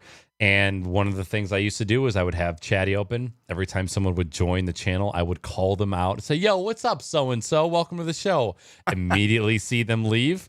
And another thing I used to do was I would start my stream with a 20-minute countdown timer. I would have my webcam up and visible, where I would just be sitting there drinking. And I was watching the viewer list. If nobody showed up, I would just up the minutes and go, oh, man, guys, sorry. I got to go get my Hot Pocket out of the microwave. I'll be right back. Let me add 3 minutes to this countdown. So that's something that I used to do. I also used to tell chat that chat was broken. So what I would do would be like, hey, guys, at the moment, chat's broken. You won't be able to say anything. Don't worry. It'll come back up soon. I would wait, 15, 20 minutes. I go, okay, guys, chat works. So type in chat to test it out to make sure your chat works, and then we'll be all good. And some people fell for it. And so it works. I mean, look at me now. And so there's just shit like that. But hey, when you're small time, you got to do what you got to do. Make it work, and there's things you grow up and you learn from, and you never do it again. I don't really have an example that I can think of for this, but I did just think of a thing that I see other streamers do, and not you two actually, but other streamers do. Never ever get hostile or mad at your chat, and what I mean by that is if someone's being like a total dick, just ban them. But if they're being a total dick, that's another thing. But I have seen people who get just so upset, and it's not even people backseat gaming or spoiling, or even if it is that, learn to handle it with some grace, and not just by lashing out, because I have people that I have known personally that the reason their stream never got really beyond, the 3-4 viewer mark and stuff like that is because anytime anyone would suggest something to them or say anything, it was immediately, shut up, I know what I'm doing, or, and yeah, sometimes you want to be like, don't backseat game me, that's a big rule in a lot of streams. But it's like, at some point, I think a good example to follow on this is Lethal Frag. If you guys have never watched Lethal Frag, he's an amazing, amazing streamer. He did the 2-year live stream challenge where he streamed every day for 2 years, and that's kind of how he got big. This was in the earlier days of Twitch. Now he uses no cam, no alerts. It's just the game, and occasionally he'll cut to a face stream, like between games. Plays a lot of Isaac, a lot of Lightspeed is not the name of that game. I'm trying to think of it. But the hard sort of turn-by-turn space FTL? game. Yes, FTL. Jesus Christ. Yeah. Yeah, Lethal Frag should write a fucking book on how to be just a generally nice guy. And his whole thing is now, he's like, if you have suggestions for me in chat, that's great, man. And the thing is, he knows these games that he plays, most of them, like the back of his hand. He's like ridiculously good at FTL and Isaac. But people will be like, well, why did you re-roll that item in Isaac instead of taking it or something?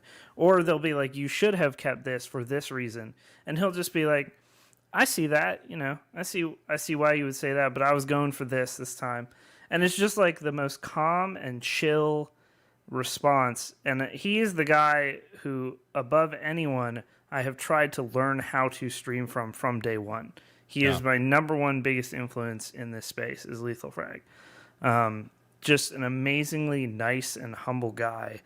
And his stream is super relaxing. And he always has crazy runs of whatever he's doing too. So he just happens to be very good at the games too, but he wasn't always that good at them. That's the thing. He'll try a new game. Like he was just trying Darkest Dungeon for the first time like last year. It's a game that's right up his alley. And it was just like, I'm learning. So if you have suggestions for me, let's talk about it. Like if you're, you think I should have played an encounter a different way, let's talk about it. But then I see what I began this explanation with. I will see people who, if you come in their chat and you're like, you might be like, why did you do this? And they'll be like, well, this is why, you fucking idiot. And it's just like, are you trying to like...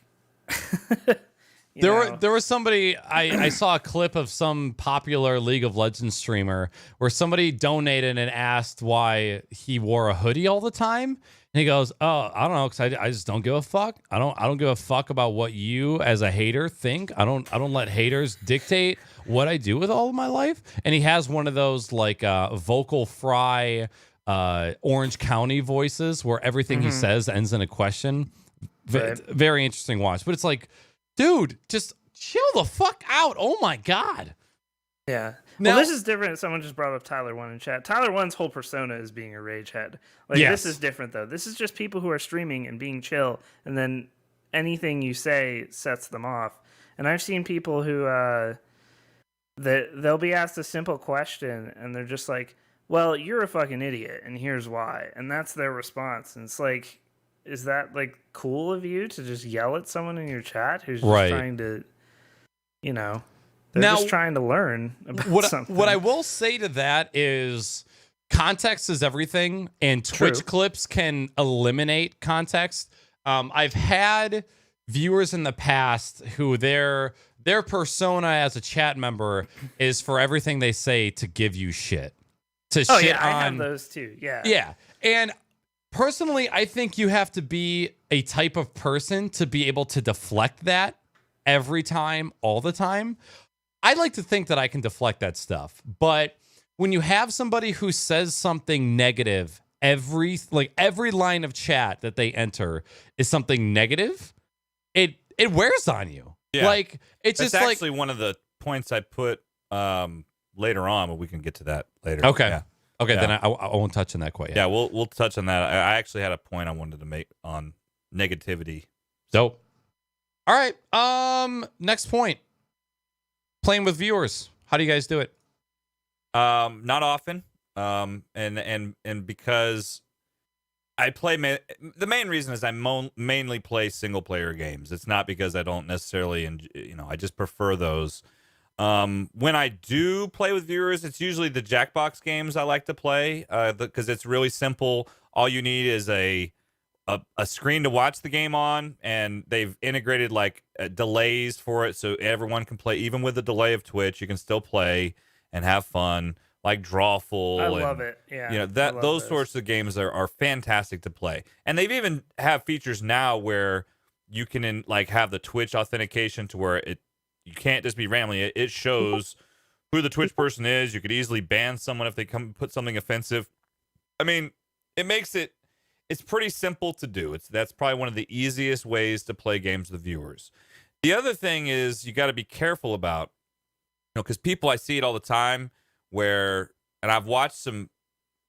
I try to watch. I know it's hard to do, but I try at least a couple times a month to watch some streams of like some of my own viewers who are streamers or just getting into streaming, or I'll go by their channel if I can, or and I'll usually lurk for a bit. And sometimes I'll notice like they're playing a multiplayer game, and I feel like they get pressured sometimes into playing with somebody else from someone in chat because they're bothering about playing a game.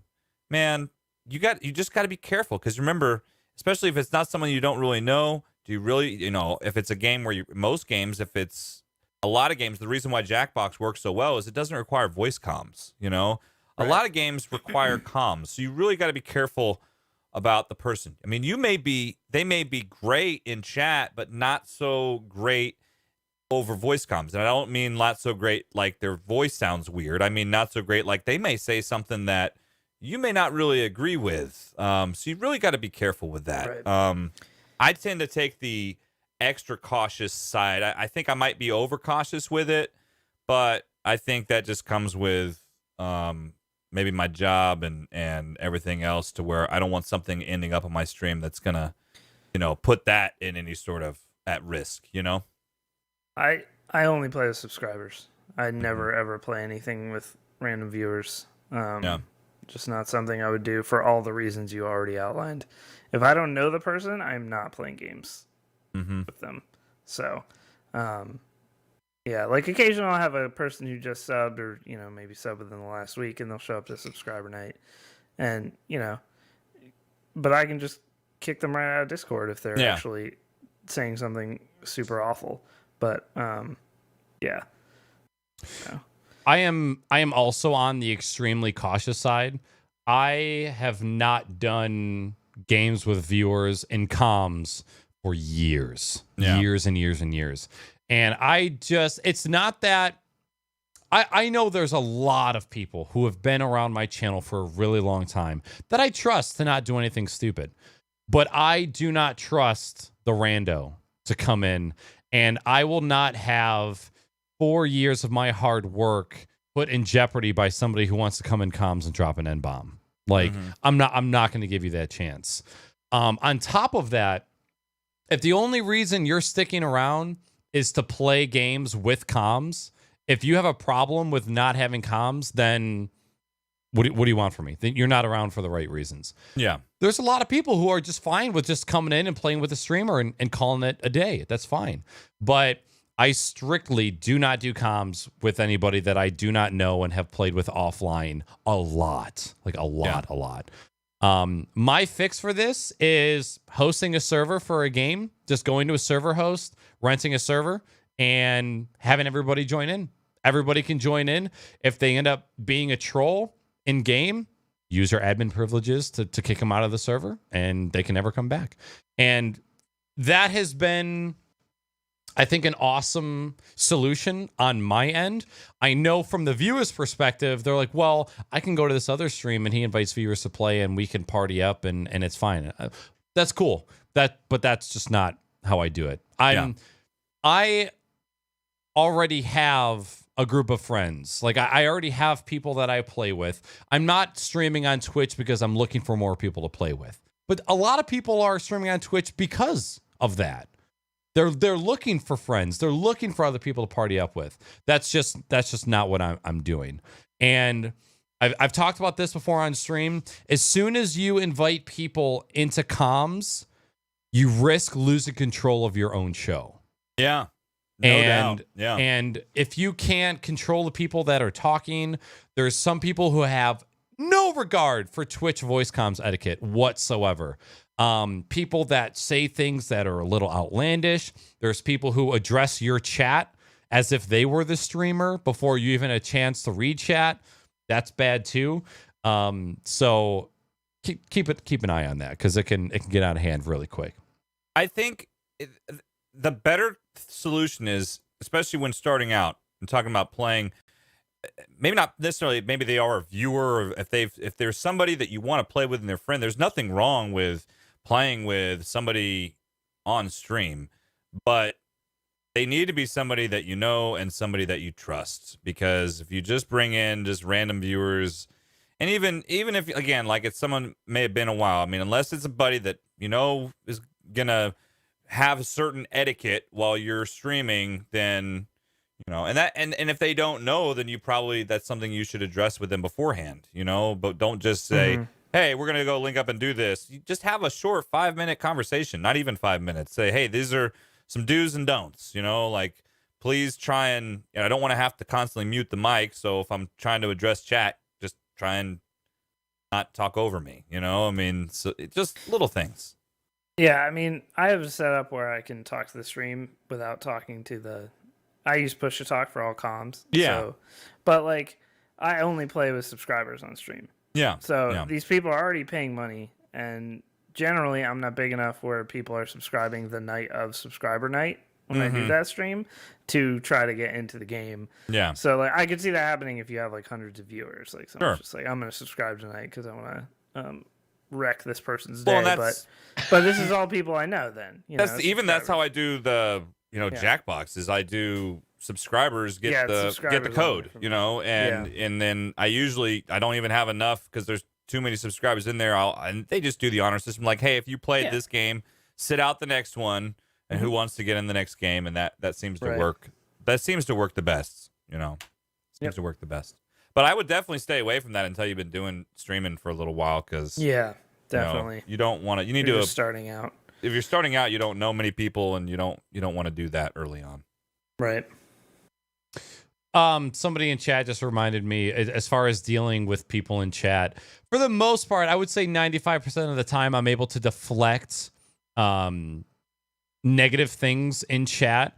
But there's some times where you're just having a bad day and something you see pisses you off, and you just give a great smart ass remark right back at them. It feels good. It feels good. I would tell people to stray away from being 100% positive all the time. Do yourself a favor. Enjoy that 5% of just absolutely shitting on somebody in chat. Yeah. It's totally necessary. There was somebody who came into my chat a month or so ago and was just being mean. Was just being all sorts of mean. And basically, I addressed him in chat. I tried asking him how he was, trying to get some conversation out of him. He kept telling me that I was like an asshole and all this stuff. So I took off my hat and I took a Sharpie and I wrote his username on my forehead with a Sharpie. And then somebody in chat gifted him a sub shortly after that. And that was so funny, man. That was so funny. He probably stuck around for, I don't know, maybe 20 minutes or so. And then finally left. But that's honestly, that's the best way to go about that stuff, is to just kill him with kindness. Yeah, a troll definitely kill him with kindness. I will give them a very long leash. Usually, if they're trying to have a dialogue, even if their dialogue is just to call me an idiot over and over again, I will have a dialogue with them, and I will tell my mods, I'll be like, don't ban him yet. I want to talk to this guy. Yep. And like, let's see where this goes. And then eventually, if they're just like determined, then yeah, I'll just straight up ban them. So, but actually, speaking of this shirt, I had somebody come in and say that is the ugliest shirt I have ever seen. So I just went full screen cam zoom and I just stood. So it was just my shirt in the frame of the camera. I just stood there for a minute. I just counted down a minute and I just stood there and just let him stare at it. It's like, of course, the rest of the stream suffers, but this is my house, motherfucker. You don't get away from making fun of my cool shirts, okay? All right, before we get on to the next question, we probably have a couple questions to tackle. Hey, why don't you tackle a couple of dip tops? Now it's my turn to go to the bathroom. Yeah, go Peepus. Remember, don't wash your hands. All right. I'll be back in a moment.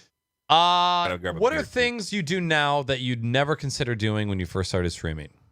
For me, this is gonna sound strange with how many hours I put into Dark Souls, but when I first started, I would never have considered playing games I was bad at or games that are really difficult. But now that's kind of all I want to play, are games like that. So that was for me. I had a big fear of just being terrible at a game and then having people just be like, "You're fucking terrible" in chat, and then that just being the whole stream.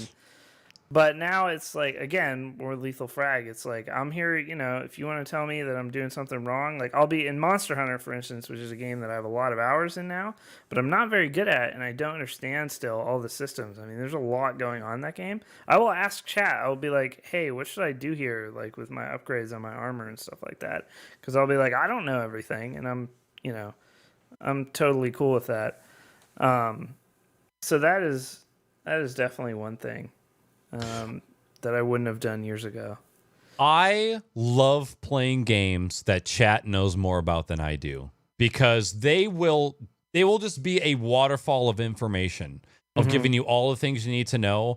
I am very fortunate to have a chat that knows the line between advice and backseat gaming. Right. The last time I had a backseat gaming issue, I remember this so vividly. I tried playing Polybridge on stream, and I was doing it 100% incorrect. My chat was losing their minds. They were like, oh, "You're doing this all wrong. Why are you doing it that way?"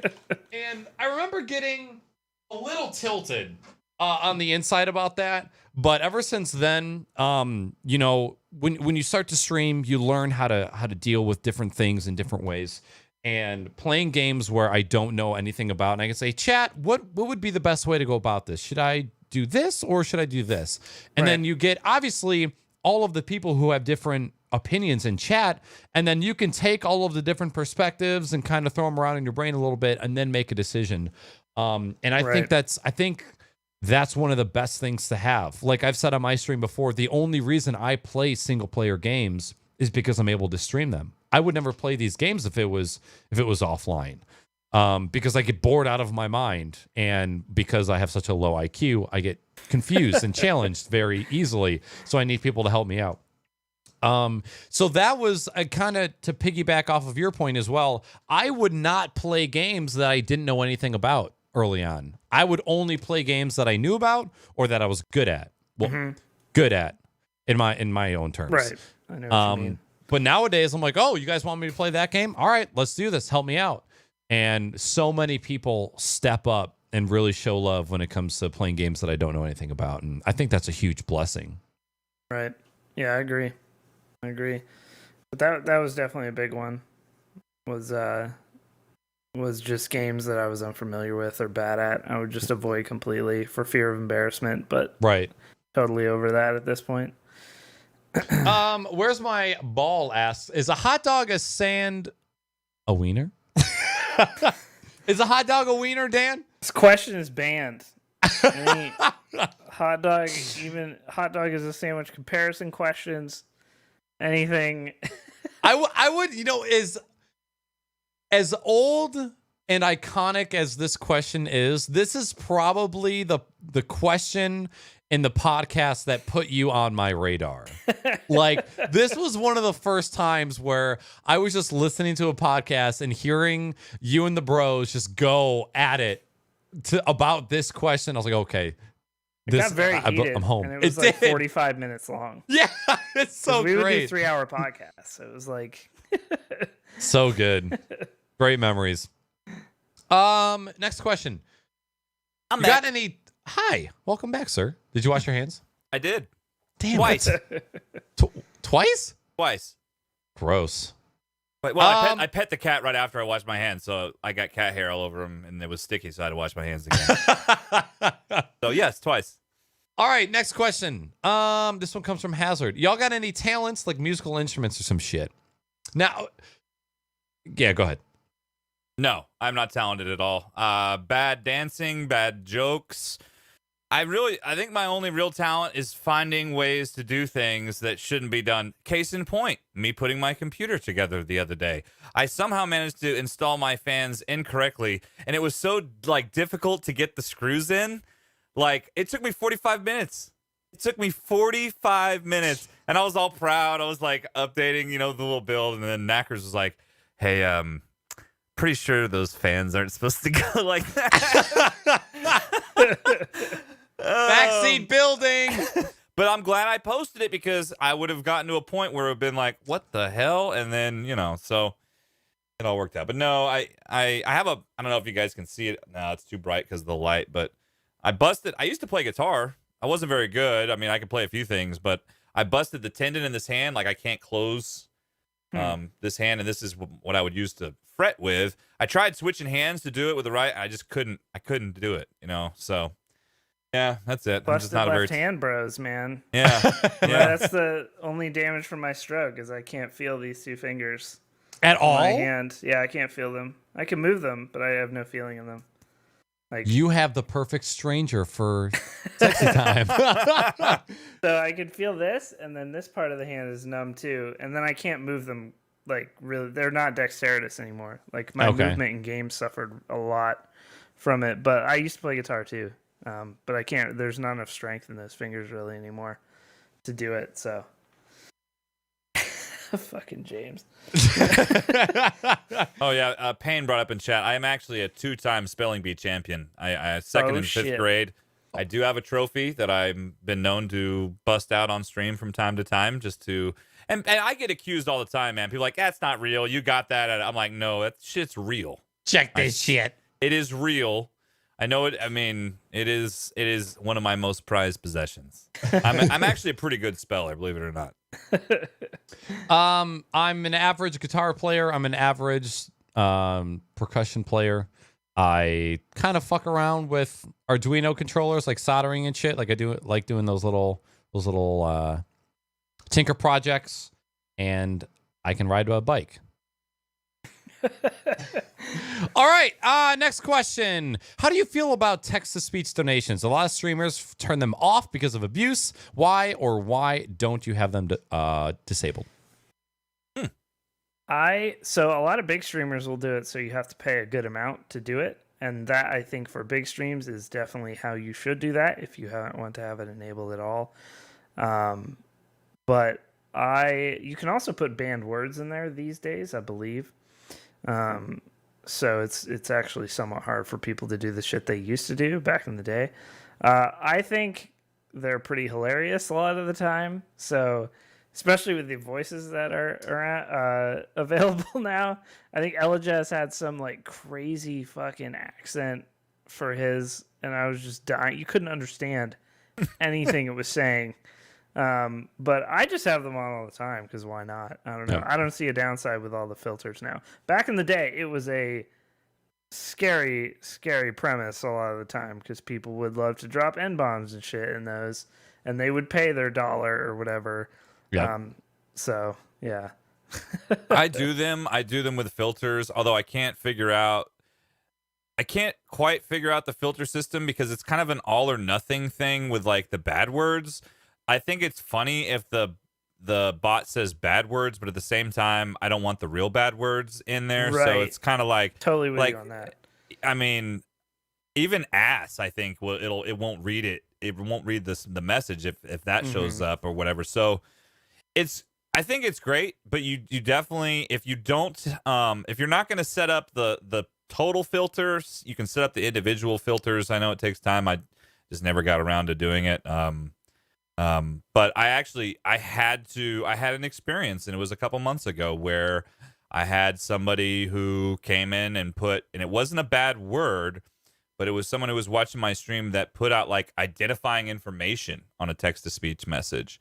And that was just like, whoa, man. Like I immediately shut it off, and it made me kind of rethink all that because I had never dealt with that before. So better safe than sorry. I think it just, you know, my job is I'm a teacher and a coach is my day job. And I was streaming almost 3 years on Twitch, and then all of a sudden, some kids found my stream that go to the school I work at, and they spread it around. And now it's kind of like no one talks to me about it, but I know all of these kids know that I stream, and a lot of them will lurk in my chat. They don't say anything because they know they're not going to talk to me about it. And I have very strict rules about my channel being a mature audience's channel and everything. And it's to protect me, because I don't wear anything that identifies me where I work. I don't do, you got to think about streaming and the type of job you have and how you can do that and protect yourself. And so I dealt with some trolls and some things for a little while, but now that I've dealt with it, in a way, it's kind of a sigh of relief, because I don't have to hide, I guess. I mean, I'm hiding in plain sight, but like I was addressed by like the head coach, because like there was a video going around of me doing some, I mean, it wasn't anything bad, but it was like a comp clip video that had me like, rub my nipples, and he's like, I just wanted to, the kids saw this, and I mean, there's nothing wrong. I mean, the nipple rubbing is a little weird, and I like laughed out loud, and he's like, but then once I kind of explained what it was and the platform, he's like, I just want you to be careful. I don't want you to get in any sort of trouble. And I was like, I appreciate it. I understand, and I, kind of explained my philosophy just a little bit, because he had no idea, he had no idea what it was. And, I said, it's only for 18 plus. They're breaking terms of service just by being in there. And if it ever came from a parent, I mean, you can point directly to that. And, I'm not tying the school's name or anything else to my channel, which I could easily, but it's still, you really got to be careful. And bringing that up, if you're just starting to stream, another great idea, set up a chat filter to where, and put in like a banned words list, put your full name in there, address, any identifying information that you can, because if somebody wants to troll you, obviously that can be an issue. So, yeah. I use them because they're not abused yet. As soon as I get to the point of being abused, that I'll probably turn them off. If you keep growing, it's eventually going to get to that spot. But for the most part, people just use it to either crack a joke, a PC joke, or to say something nice. And it's just a cool thing to have, especially as a small streamer. Because of the size that I am, they're not crazy. They're not taking up so much time that they need to be shut off. At least I don't think at this point yet. And it all depends on how you address them as well. If somebody says something and you stop your gameplay and you're talking about that certain donation for 5-10 minutes, then that's going to get annoying for viewers. But if you laugh about it, address it, and then move on, I don't think it's too much of an issue. Yeah, I'd agree. Next question before we move on to the next set of points. Hi, guys. This is from Pleasurable Pain. Hi, guys. Hope you guys had a fantastic weekend. I don't stream anymore because it was just a lot of work. A lot of people don't realize all the work that goes into it. Just wanted to say streamers like you have enriched my life so much, and I would rather watch your streams than stream myself. I love you guys. Nice to meet you, Nip Nop. So my question is, what are the top reasons you stream? Well, first of all, Pain, thank you. Pain is actually, I've known for some time. She's a mod in my channel too. So nice. She's always super nice. Her and her husband, Quiet Poot, and they're my neighbors to the east in Louisiana. But very kind of you to say. I used to enjoy. I remember lurking and it was. I think she was streaming around the same time I started. And I think that's how we ran into each other. But I think there's a couple of reasons why I stream. One, I've always loved video games, and when around the time I discovered Twitch, it was a time in my life where, I'll be 37 this year. I was getting to a point where I was not having as much fun playing video games, and it's not because I didn't like the games. It was because of the interactivity. Like, I used to have a bunch of friends who played games. Well, I didn't have that anymore because, like, all these other people that grew up around me, either they moved away or they, and we couldn't play together because of time zones or work conflicts, or just the people now in my social circle. Most of them, they don't play games. So it was a little depressing sometimes. I get on the couch and I play a game by myself for a while, and it's like I don't have anyone to play with, and the whole thing, Twitch kind of brought that back for me, like the interactivity of like having someone there on the couch. Like I consider my viewers like my couch buddies while playing a game, and it's really great. It's so great too to like, and it's nice too to just to bounce things off. You talk about games that are coming up. You talk about life. You talk about whatever. It's just I don't know. It's almost a therapy in a way. It's therapeutic. And so that's why I stream. And yes, it is a lot of work. And in fact, the more you do it and the longer you do it, the more work. I mean, shit, I spent the better part of a day trying to fix a stupid audio problem. So, I mean, it's just, it is work, but it's my favorite hobby far and away. And I don't think I would have ever thought that when I started. I kind of started on a lark just to kind of see if I would like it. And here I am over 3 years later, loving it. And I feel even stronger about it today than I did when I started. So I do it because I love games, and I do it because it's true. I love hanging out with other people. I'm a social person, and I like people, and people obviously like pain and the rest. So that's why. Yeah, I would say it started out for me as like an outlet creatively for a little bit, even though I mean people might think like how creative can like COD commentaries be back in the day, but it started as a way for me to talk to people and to get stories out there, and to and also I got to like learn, very poorly, but I got to learn a little bit of video editing and messing with this thing that I had never done before. And also I like video games a lot, but I never really knew what to do with them, I guess. If that kind of like you, where it was like, oh, I'm playing this, but like what, why? What does it mean? Yeah. But then it became something where I was like, holy shit, we can reach a lot of people doing this, and that's super cool to me. And then once I got into podcasting and then into Twitch, and my community that I built up has just been amazing out of it, and that's what keeps me wanting to do it, all these years later. Like when I went through my divorce a couple years ago, without my community, I probably would have like, I don't know if I'd be dead, but I would be, I would be a lot worse off than I am. So it was really a fallback for me and a group of people that I could just talk to about anything. And then it just became, the rabbit hole that it can be, like you mentioned, when you're troubleshooting a sound problem for a day and a half, or whatever. Yeah. And like, I've taken apart my streaming PC to fix something, and it's like, you don't want to take apart and put together a computer at all, ever, really. Yeah. Yeah. So sounds like you want to do, but I was like, oh man, I need to stream, and like, it helped get me through some really rough times, so it became more than a hobby at that point. But it's something I like doing. It's a creative outlet for me that wouldn't have existed many years ago. I went to school for writing and never really did anything for it, and then this kind of became that sort of outlet that I have with writing. So yeah, streaming is pretty great. Jump off when you mentioned creative outlet. That was the other thing I neglected to mention. I used to dream of being a sports broadcaster. Like I love sports, mainly football, but other sports too, soccer a lot. But I just got to this point where I realized in my life, this is going to be a really hard career to get into. I would have to pretty much be penniless practically for probably years and years. And I wasn't willing to do that because I knew how much that was going to affect the rest of my life. Could I make it? Maybe.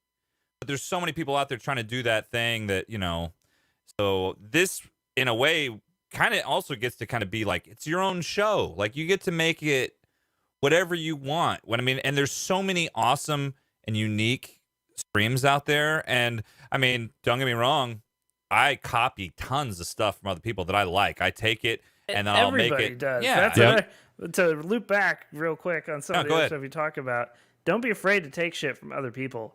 If you see someone doing something and you think that's cool and I think people like it, fucking steal that shit. Like, Yeah. it's totally fine. Like the whole, like, even like the Dr. Disrespect of him going into another room with the green screen, that's nothing new. He didn't invent that. Right. Like, everything you see on stream, 99% of it is regurgitated from somebody else.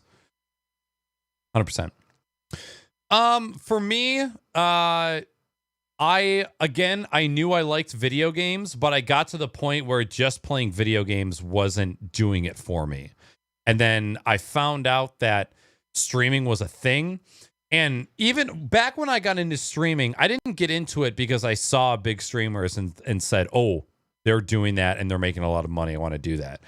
My first year of streaming was just a way to broadcast my gameplay to people in my gaming community. And that was it. I had no idea this whole part of Twitch of people making careers out of live streaming even existed. I had no idea. And when I got into it, I was like, man, I love video games. And I know that I love them, but I'm just not having as much fun with them as I remember used to. And maybe that's just part of growing up. You just get to that point where just doing the thing that you love isn't satisfying enough for you anymore. And that's kind of why I get into it. I know there's a word for my type of personality. I am very outgoing when I'm in a group of people. But if I'm not in a group of people, it's very easy for me to be recessed and just to be like on my own. I'm an introverted extrovert. We've talked about this on stream. Somebody has told me what I actually am. I don't know what it is. But it's like when I'm on stream, I'm a certain type of person because I'm around other people. But when I get off stream, it's very easy for me to just like be calm and not be loud and screaming and making jokes about everything. And of course, obviously being a streamer takes all of that energy out of you, you know, if you're trying to be a persona. But it was just, I knew that I liked being around people and I knew that I loved playing video games, and Twitch was just a way of putting both of those things together and making a hobby out of it. So next topic. This is something that was submitted by Amber's Arcade, and I'm just going to read her post. And this is going to be for you too, not necessarily me, because I have no kids. So what Amber said was, I just want the perspective of Dan and Jimmy as parents, how they are or will treat how much influence influencers have over kids' lives and this newfangled day and age. Media consumption is so vastly different since our younger days, and old school methods of hiding the remote to create a buffer between things is harder. Since they're on all three sides, consistent broadcasters, consumers, and parents, I'm really curious about how they feel about the topic. So, my kid, a couple of years ago, actually, he doesn't really anymore. He used to watch a shitload of YouTube Minecrafters. And this was when he was about 8. He's 10 now, and he actually doesn't really watch it that much anymore. And he doesn't watch Twitch at all. He knows I stream. He's done streams with me. We've played Diablo 3 on stream together. We played Minecraft on stream together. But I guess I feel somewhat lucky because I feel like just seeing the differences between him and his friends, in that he knows that these are just regular people making these videos. So he's not, I guess, taken in by anything, or if they're hawking something, he's not immediately like, I need to go buy that, or things like that. But I think it is very difficult because he can just, take out his tablet and watch YouTube whenever he wants. And you can put parental controls and all that shit on there, obviously. But it is a lot harder. Like, when I was a kid, you had TV and movies, but there was nothing on demand. Mm-hmm. Like, TV was whatever was on the TV at the time. Like, you didn't, There was no DVR. There was no, obviously no internet video at the time. So yeah, it's a bit difficult. But I think he has, at least so far, demonstrated to me that he has his head on straight about that kind of stuff, and he doesn't really get taken in by things that deeply yet. Maybe he will. My daughter is 6 or 7, so she hasn't really even gotten into a lot of that stuff yet, or watching YouTube. She still just watches, cartoons and kid shows and stuff. But I feel like I would want to know who he's watching on Twitch. I guess that would be my main thing. I'd be like, if he starts watching Twitch, fully admit, I would not want him watching my streams. My streams are not for 10-year-olds. Yeah. So just like Jimmy mentioned earlier. But like, I wouldn't want him watching the doc either. Or I would probably let him watch like Lethal Frag. But Frag doesn't swear. So there's like, I thought Doc doesn't swear either. Doc swears. He does now? He tries to not drop F-bombs. That's like the one thing you can tell when he says them. He's either really pissed or like, but he tries to not say that kind of stuff because he does have so many sponsors and shit, I would guess is part of it. Yeah. But I would definitely want to know who my kid was watching, and it would be very limited because I know the jokes I make. And they're not for 10-year-olds, a lot of them. Yeah. So, and that's fine. But yeah. So that would be my thing, is if he starts Twitch specifically, YouTube, I think it's actually easier because I think they have things a little more categorically made, and their suggestion algorithms. So my son watched a lot of a guy called, I know nothing about it, but I have seen the videos, called Diamond Minecart. And he would watch him, just this British guy who makes Minecraft videos. They're all G-rated, and I've watched them. I know Captain Sparkles, like I know Jordan. So it's like, if he wants to watch Jordan's Minecraft stuff, Jordan does do other stuff that I probably wouldn't let him watch. But, you got to be selective, and you do have to have a handle on it. And it is way harder, as Amber says. I think Jimmy would probably, agree there. It's a lot harder. There's a lot more stuff out there that's easy to get to. Wait, what's harder? Just media, to get to any media they want, or to get to something that you wouldn't necessarily wanting them watch. Like, he could just stumble on Doc's channel on Twitch, like, or I can't even think of another example, like, but of someone just, who swears all the time, or, Well, and see, for me, it's interesting. I can answer this question two ways. I can answer this as a teacher, and my understanding, I teach high school kids, so I am keenly aware of the influence that media has on my students, because, I mean, it determines maybe even what the topic of discussion can be that day. You know what I mean? And sometimes the real and fake stuff that gets spread around, sometimes kids ask me about in class. I'm like, well, where did you see that? I'm like, well, I saw it on Twitter. And I'm like, well, let me see it.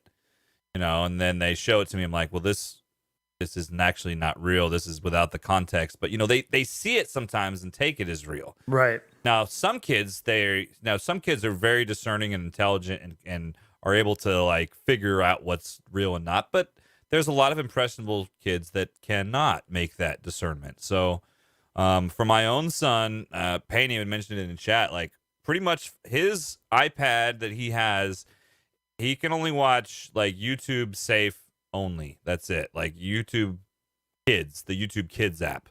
And I know there was a concern for a while, like, there were some videos that were making it through the filter, but for the most part, it's safe. And also, my son, I mean, I swear, and, like, so do I. And he's like such a little rule follower. Like, if I swear in the house and he hears me, he goes, language. He came home with a badge that his grandma got for him the other day. And I was like, oh, cool badge. What's that for? He's like, I'm the language police, Dad. Shit. I was like, okay. So I'm fortunate in that regard, that I have a son who's both smart for his age, and he knows he should be watching and what's not. And he even came to me one time, like all upset because of a video that he had seen and said that, hey, there was a bad word. I'm sorry. Because like we had a conversation. You have to have a conversation with your kids about it, about what you should. And if you see something that's not right, you need to bring me the iPad and tell me, and you won't get in any trouble, but you need to bring it to me right away. Yeah. Because that way I could see what it was and then try and get it filtered out. You know what I mean? Right. Exactly. And eventually he's going to get to the point where, he's going to be watching. But I'm lucky because I have a kid who he's pretty much a rule follower. So same here. Yeah, I have it easy, but not all parents have it that easy. I think that I would be more worried if he was in high school, as you mentioned, because then you do have the likes of your Logan Pauls and your people like that. And that really starts mainly in middle school, even before high school is where that really starts. But now at this age, I don't worry as much because you don't have to worry till they're like in about 6th grade that's where and my wife's a middle school teacher. I taught middle school my first 2 years of teaching, and so I'm keenly aware. And now pretty much every kid has a smartphone. I mean, just about every kid has a smartphone. By the time they're 10, I mean, they probably have. I mean, and a lot of parents do it because they want safety for their kid, like to be able to reach their kid, to know where their kid's at, because they're going to be GPS tagged on that sumbitch. They're not going to leave their phone anywhere. So there's that. But shit, I mean, it's a changing world, man. It's not like when we were kids, for sure. Imagine if of people your age, Jimmy, had cable television in their pockets, accessible at all times. I'm so glad that there was no such thing as social media, or we didn't even have like phones. Even like cell phones was like kind of the new thing. When I was in high school, like very few people even had a cell phone, like a brick Nokia or something. They were so expensive. Yeah. Everyone had pagers. Like I had a pager in high school. Like that was the thing. You paid, because that was still when people would pay. That was the thing for several years. You couldn't have a cell phone, so you had a pager. And you have like your little friend send you a code. That's this person calling or whatever, right? So funny. Yeah, man. So it's definitely different now. Mm-hmm. I don't have a dog in this gangbang. The only thing I would say is I think there needs to be a serious. How can I put this? Shut up, Siri. Fuck you. I think that, like, if you tell a parent, hey, you need to be aware of what your kid is watching and have a handle, and you need to filter out what they're watching. Okay, cool. How do I do that? There's no one-stop shop for a non-tech savvy parent on how to filter their internet for their kids. That does not exist. I think a big problem now, like bigger picture kind of issue. And, my kids don't live with me, so I don't have them all the time. So I don't have a daily interaction with them. But I think what I see a lot online is I see a lot of people who are blaming everything else for their lack of parenting. Yeah. And that is a big, big thing these days that I think, at least I feel anyway, was a lot less 20 years ago. Because I think people work a lot more, and, the internet exists. And so a lot of people just leave their kid with an iPad, and they're just like, that's the virtual babysitter. Yeah, you gotta. We have strict rules, and I'm sure you probably do too, about iPad time and whatever. Like, he's not allowed to do it until homework. Yeah, you have to set boundaries. If you don't, you're asking for trouble. Maybe not today or tomorrow, but down the road. Oh, my kid, my 10-year-old is getting bad grades, so he's playing tons of Fortnite. Well, then stop him playing tons of Fortnite. This is not Fortnite's fault. I literally saw an article of a woman blaming the game, a mom blaming the game for the issue. It's like, no, there's plenty of people who play Fortnite a couple hours a week and have fun with it, and they're fine. Maybe you should parent instead of trying to so.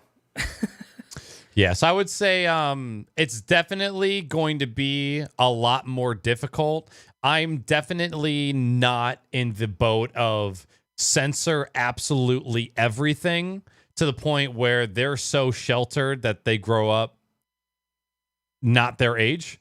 I think at a certain point they need to make the decision for themselves what is good and what is bad. I think that's an important role too. But I mean, I'm not a parent. I do feel fortunate, and I think Jimmy would probably agree that I am in this space and do this because now I'm very familiar with it. Yep. So, Good to be aware. Yeah. Well, and I was just mentioning because I saw it in chat, and I'm sure you are keenly aware because of your job. But like most of the kids, the high school kids I teach and work with essentially are way more tech savvy than the teachers and the adults who actually work in that building. Yeah. Like they know jack shit about tech. If something messes up with like the projector or the classroom, the first thing most teachers do is ask a kid to come up there and fix it because they can't do it. Yep. You know? I work in tech support for a software company where I support businesses' IT departments using our software. And the IT people a lot of the time don't even know what's going on. Yeah. So let alone a non-tech savvy parent. Yeah. So we have a couple more points here. We are at the 2.5 hour mark. Are either of you dying yet, or do you have? All right. You're no, all right. I may have to get one more beer, but other than that, I'm good. Okay. Do you want to take that break now? No, I got to finish this one first. Okay. All right. Dope. Yeah, I would definitely say that it's a lot harder to regulate what your child is doing nowadays. But I think as much shitty shit as there is on the internet right now, we also have a shit ton of really good role models that, it's not we have to worry about all the bad stuff that's coming into our kids' cell phones. It's look at how many opportunities good people have been given. Like, because there's going to be a lot of the kids that get drawn to people who are actually doing good. Like fucking Ninja, Dr. Lupo raises $250,000 for St. Jude's in one day. Yeah. That's a role model to have. Right. They may swear on stream, but then you start getting into the whole politics of like what's a good word and what's a bad word, and that's a rabbit hole in itself. But we have just as many great role models. They're just a little bit harder to find because of the nature of news and drama and how negative always outweighs the positive and stuff like that. So, well, it's just so much more in your face now than it ever was before because of the pervasiveness of social media and the internet. And I mean, it's everywhere. I'm so glad there was no such thing as smartphones when I was in high school, because there'd be some video on the internet right now, me doing some really dumb shit that someone would have taped, and I'd have been like, yeah, watch this, record this.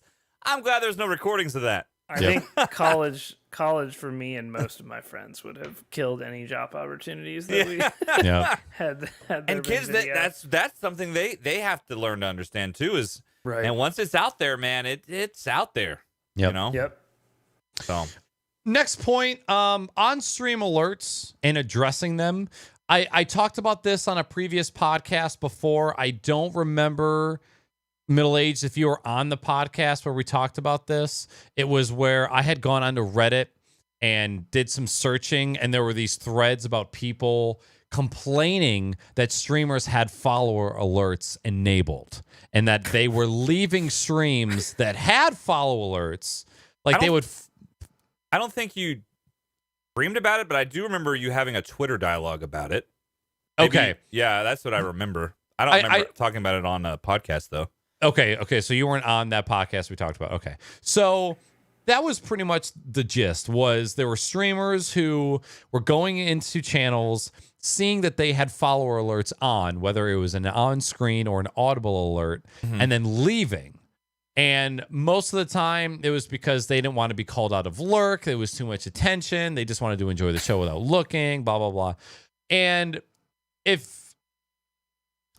was just so amazed to see that the internet was 50-50 on this, at how there were so many people who were turned off about a follower alert, which when you're a new streamer is one of the greatest things that can happen to you, is getting those first couple followers.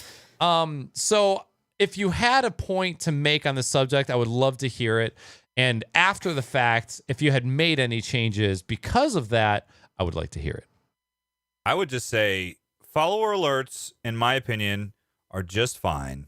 If someone's going to follow your channel, if they're offended that there was a follow alert that went off, then they're on the wrong damn platform. I mean, Twitch is full of alerts, and there's all different types of alerts. If you're a huge, even the biggest streamers, they usually have it's usually no sound, because otherwise you'd have sound going on constantly.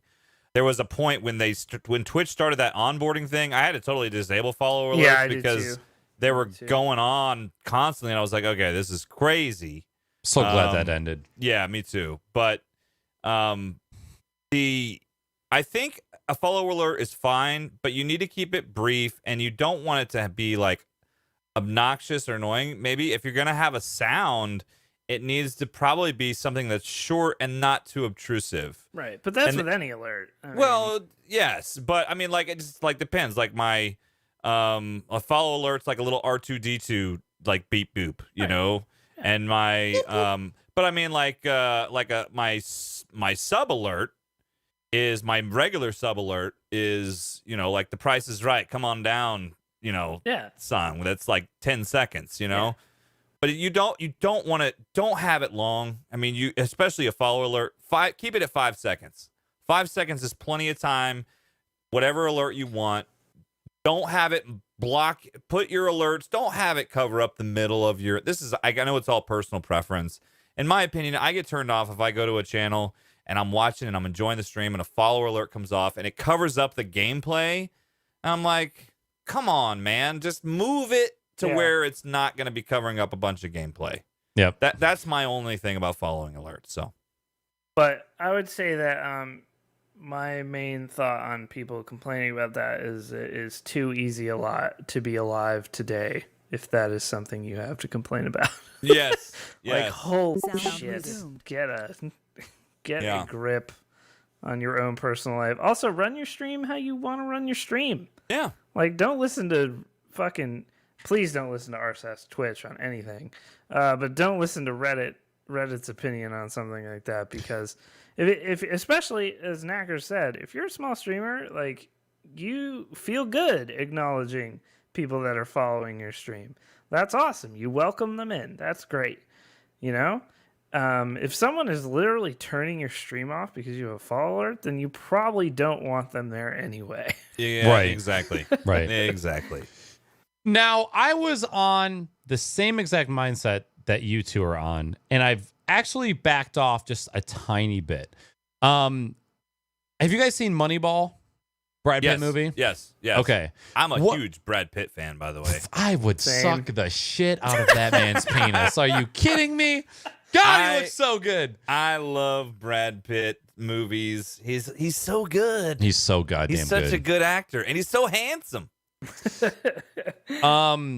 There was a line in that movie that has stuck with me forever, and it's when he's talking to Grady about the team, and he just says, "Adapt or die," and it's just that.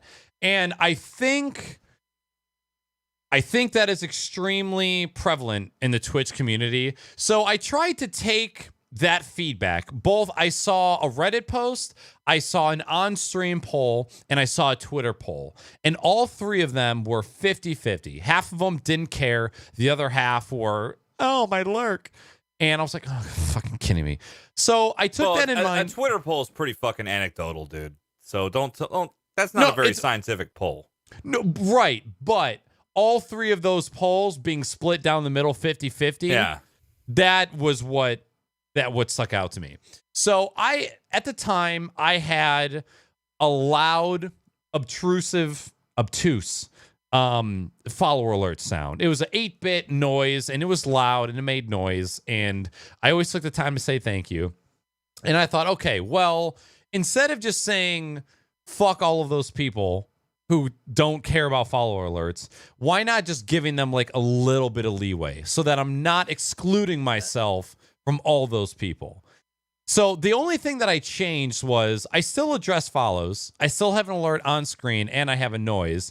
It's just a more subtle noise. It's a cute little flowery bling. I can see that. My whole thing would be, so for instance, if I started averaging, let's say 50 to 100 viewers a stream, like that would be a huge leap for me, huge amount of growth. If I started averaging that much, I would probably turn follow alerts off and stop acknowledging them, because you would get so many followers all the time that you would never be able to do anything else. Yes. But I think if you're a smaller channel, like, there is no reason for you not to have them on, and there's no reason not to acknowledge those. Right. I can see the short noise thing, the R2D2 beep, or toning it down, fine, because it's a follow alert, and those are going to come more frequently than a sub. It's just that's how it's going to be. But like, can you imagine? My point is, I guess, can you imagine if Shroud had follow alerts on? Like, fuck. Yeah. Like, there would never be anything else but that. Right. There's already so many donations and subs for somebody like that it feels like that anyway. Yep. Yeah. But I mean, complaining about that or that being a reason, like, just fucking don't watch me then. Get the fuck out of here. Go watch YouTube. Like, I don't... It's about interaction. That's the thing you got to remember, that Twitch is all about interaction. So you're interacting. Someone took the time to hit the little heart button that says they want to follow you. And if you saying thanks because they did that is offensive to them, and come on, get the fuck out of here. How do you survive? Yeah, right. Come on. Point. Like, when I order a coffee, I don't want the person to hand it to me. I want them to set it on the counter, and I want to pick it up without anyone looking at me. No eye contact. No eye contact. So I understand it. I understand the mindset that some people, because I have viewers that watch that don't say anything the entire time. Or they might say hi and then they lurk the rest of the time. Or they bit donate without any words just to trigger the fuck out of me. It's like, you have the text-to-speech and you don't use it. Yeah. But no, so what I just altered what I did just a little bit to try and not be so like the way that I think is the right way, and that's it. So I just I toned down my follower alerts a little bit, and sometimes I address the follows right away. But instead of saying, "Hey, so and so, thank you for the follow, welcome to the show," I just say, "Hey, thanks for the follow, welcome." And then I just continue on. Yeah, fine. Just to sort of find like a middle ground in between acknowledging them 100% and not. The only way it's ever more than that for me is if they've been already hanging out in the channel and talking to me. So, right. I mean, if it's someone that hasn't said anything in chat and they just hit the follow, and because sometimes, who knows, they might be. There's been times they might not even be in your channel. They heard about your channel. They're like, "Oh, I'm gonna go follow this." They're not even there in chat. So if they haven't spoken up in chat, then just say, "Hey, just keep it simple." Right. Keep it simple. Yeah. Like you guys have said, Twitch is about the interaction, and the whole my name was said on stream and I'm therefore pulled out of my lurk and I can't stand to be here anymore. Shut the fuck up. Yeah. Just shut the fuck up, and that's too much for me. That's not what we're not. Twitch broadcasters are not here to stream to a bunch of people who just don't want any sort of interaction with the broadcaster whatsoever. It's good to have lurkers. Lurkers make the dream 100%. work. It's one of my favorite things. But that's not why we're all here. A lot of us are streaming because we are craving that interaction with people, you know? Agreed. So just calm down, okay? Calm down. Make eye contact when you order coffee. Calm the tits, man. Calm the tits.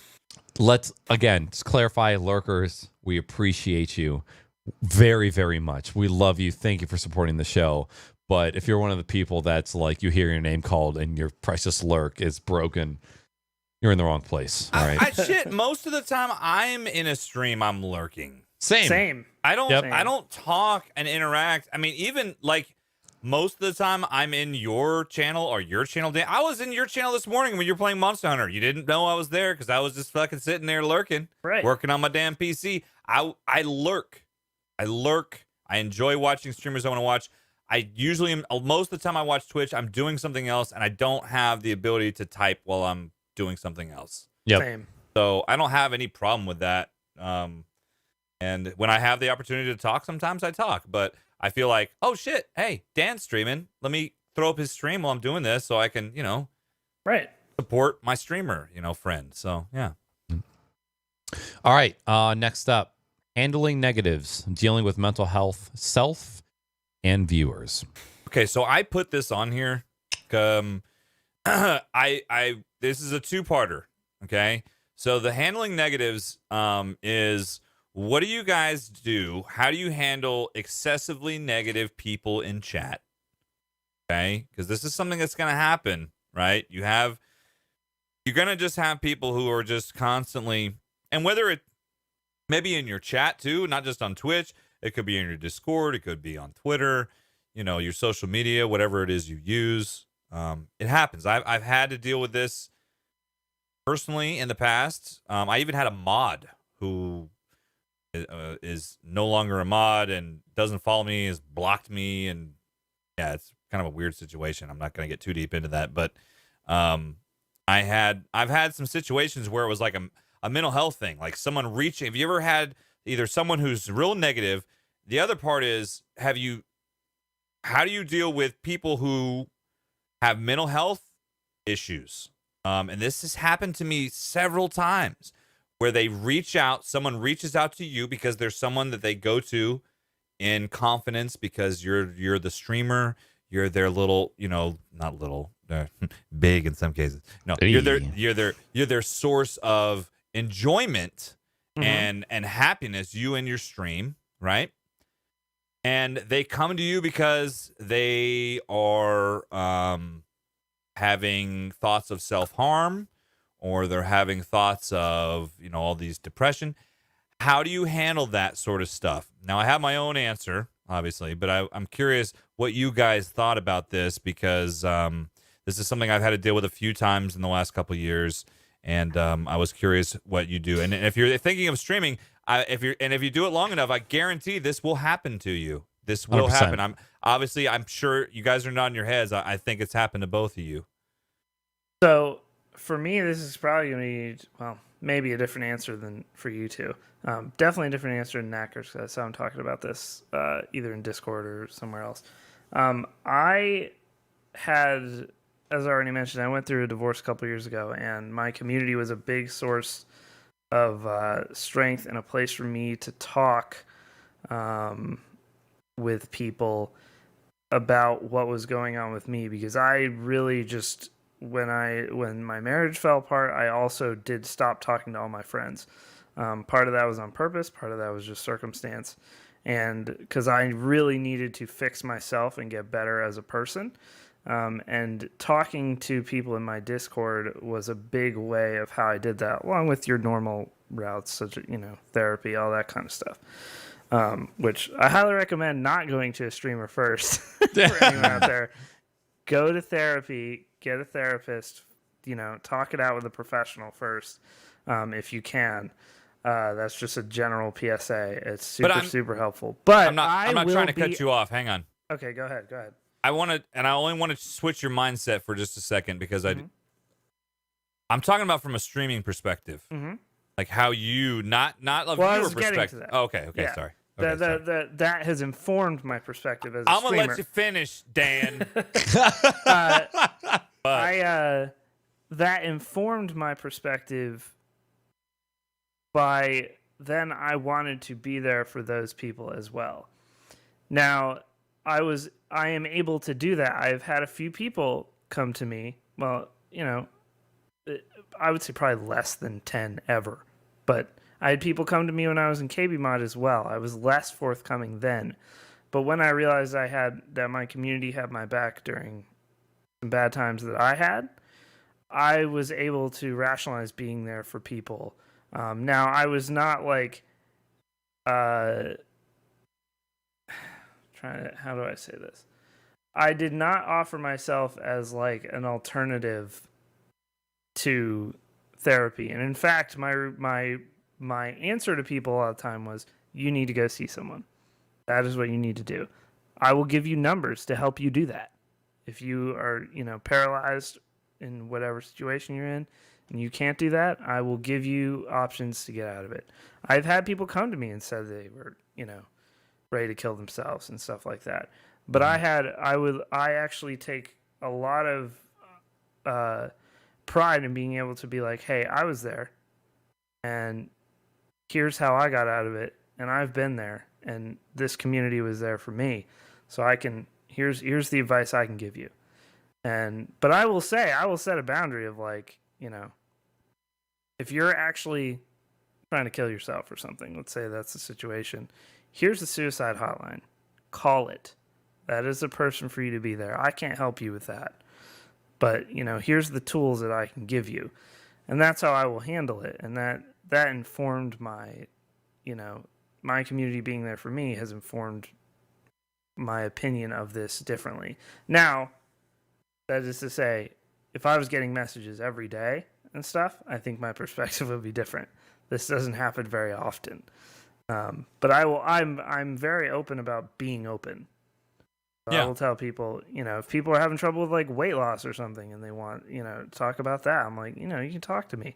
I'll give you what information I can. And what do you do about excessively negative viewers? Let's say you're streaming and you have someone that everything they come in, even if you're not streaming, in your Discord or whatever, their day was shitty, everything. There's someone that's always there when you're streaming, perhaps, but they're just Debbie fucking Downer all the damn time.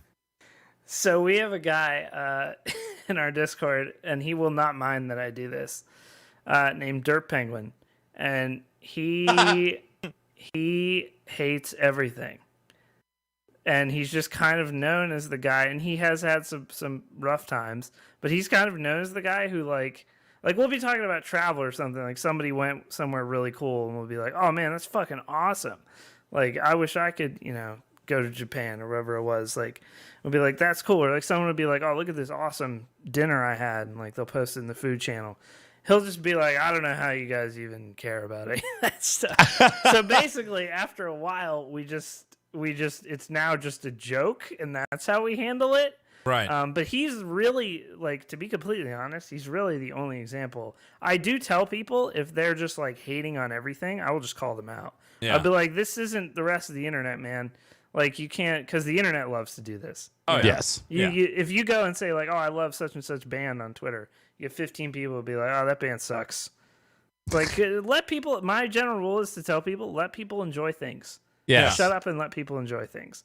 That's basically how I deal with it. But yeah, that would be basically, I don't get that in chat very often, to be honest. But I do get it in Discord.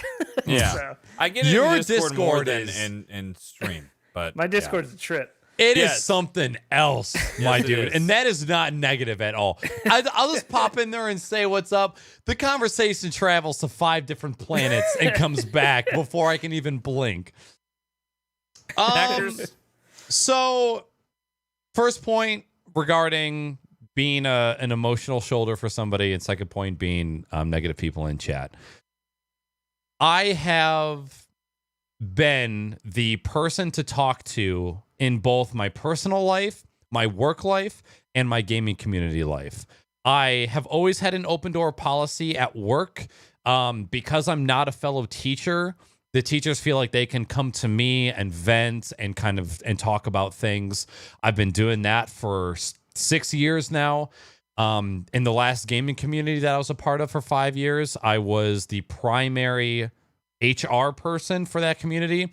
So anybody that had an issue, whether it was personal or dealing with somebody else in the community, I was first point of contact.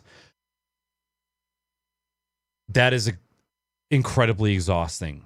Yeah, I did that in KB Mod, and it was actually horrible, and it was very detrimental in my personal life. Even though the only thing you do is listen and give advice, subconsciously you take on all of their issues onto yourself. Yes. And it weighs you down.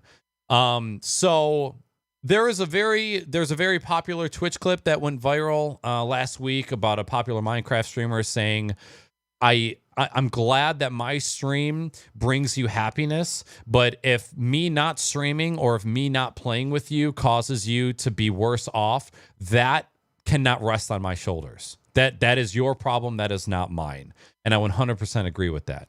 Yeah. I think one of the easiest lines to cross is I am beyond lucky to have the brain that I do and to not be plagued by mental illness. I am extremely lucky to have that. The only thing I'm not lucky enough to have is the infrastructure to be there for you because of your problems. I can't be that guy for you because it will cripple me. And my solution to that was creating a channel in Discord for my community where multiple people can help when people have issues. So my solution to not being the sole proprietor for your help is to provide you with a place where you can get help from other people. And that has proven to be very beneficial. I've learned that when it comes to a personal, emotional level, I cannot be the guy to help you through your problems. I might have the answers because I've gone through it before, but I cannot be that person to be your saving grace. On a technical level, I'll troubleshoot shit with you all day. I don't give a fuck. He fucking will. He will. He's Like, helped me a lot. That's what I can do for you. I can be there to troubleshoot whatever technical problem you have. I can't be your emotional safe place. Yeah. And another big reason that I can't do that for people online is because if I were to dedicate myself to those people, I am starving my true friends of being that type of friend for them. If I'm devoting myself to giving so many different people my time and my mental health, trying to help them, I'm depriving the people that I should be actually caring about because they're my close friends. And that was one of the biggest things was I was spending so much time trying to offer help to people that weren't really my friends. And I was kind of shunning the people that actually had problems that really, really needed my help because I'm somebody that's grown up with them. I'm somebody that knows their situation and could actually give help. So my point of view is I'm not a therapist, and I can't be your therapist. I will be more than happy to give you direction and send you to a place where you can get help, but I can't be that friend for an enormous amount of people. I can only be that person for the people that I really need to care about. Well, I'm pretty much on the exact same level with you guys on this.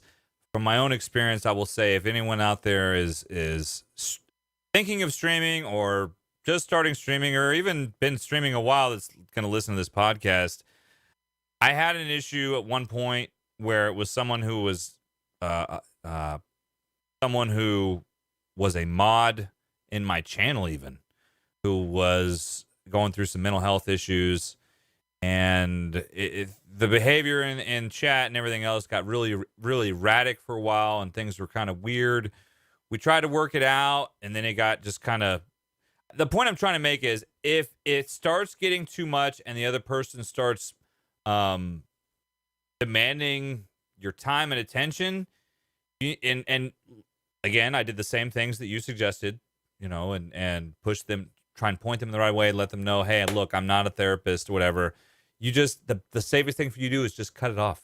Yep. You just have to cut the relationship off. So streamers, if you have someone that is demanding your attention like that, you have to just cut it off because it's not healthy for either party.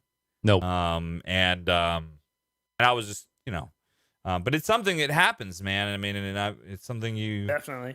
Yeah, and I hate it annoys me sometimes, even though I know, because sometimes I'm guilty of it too.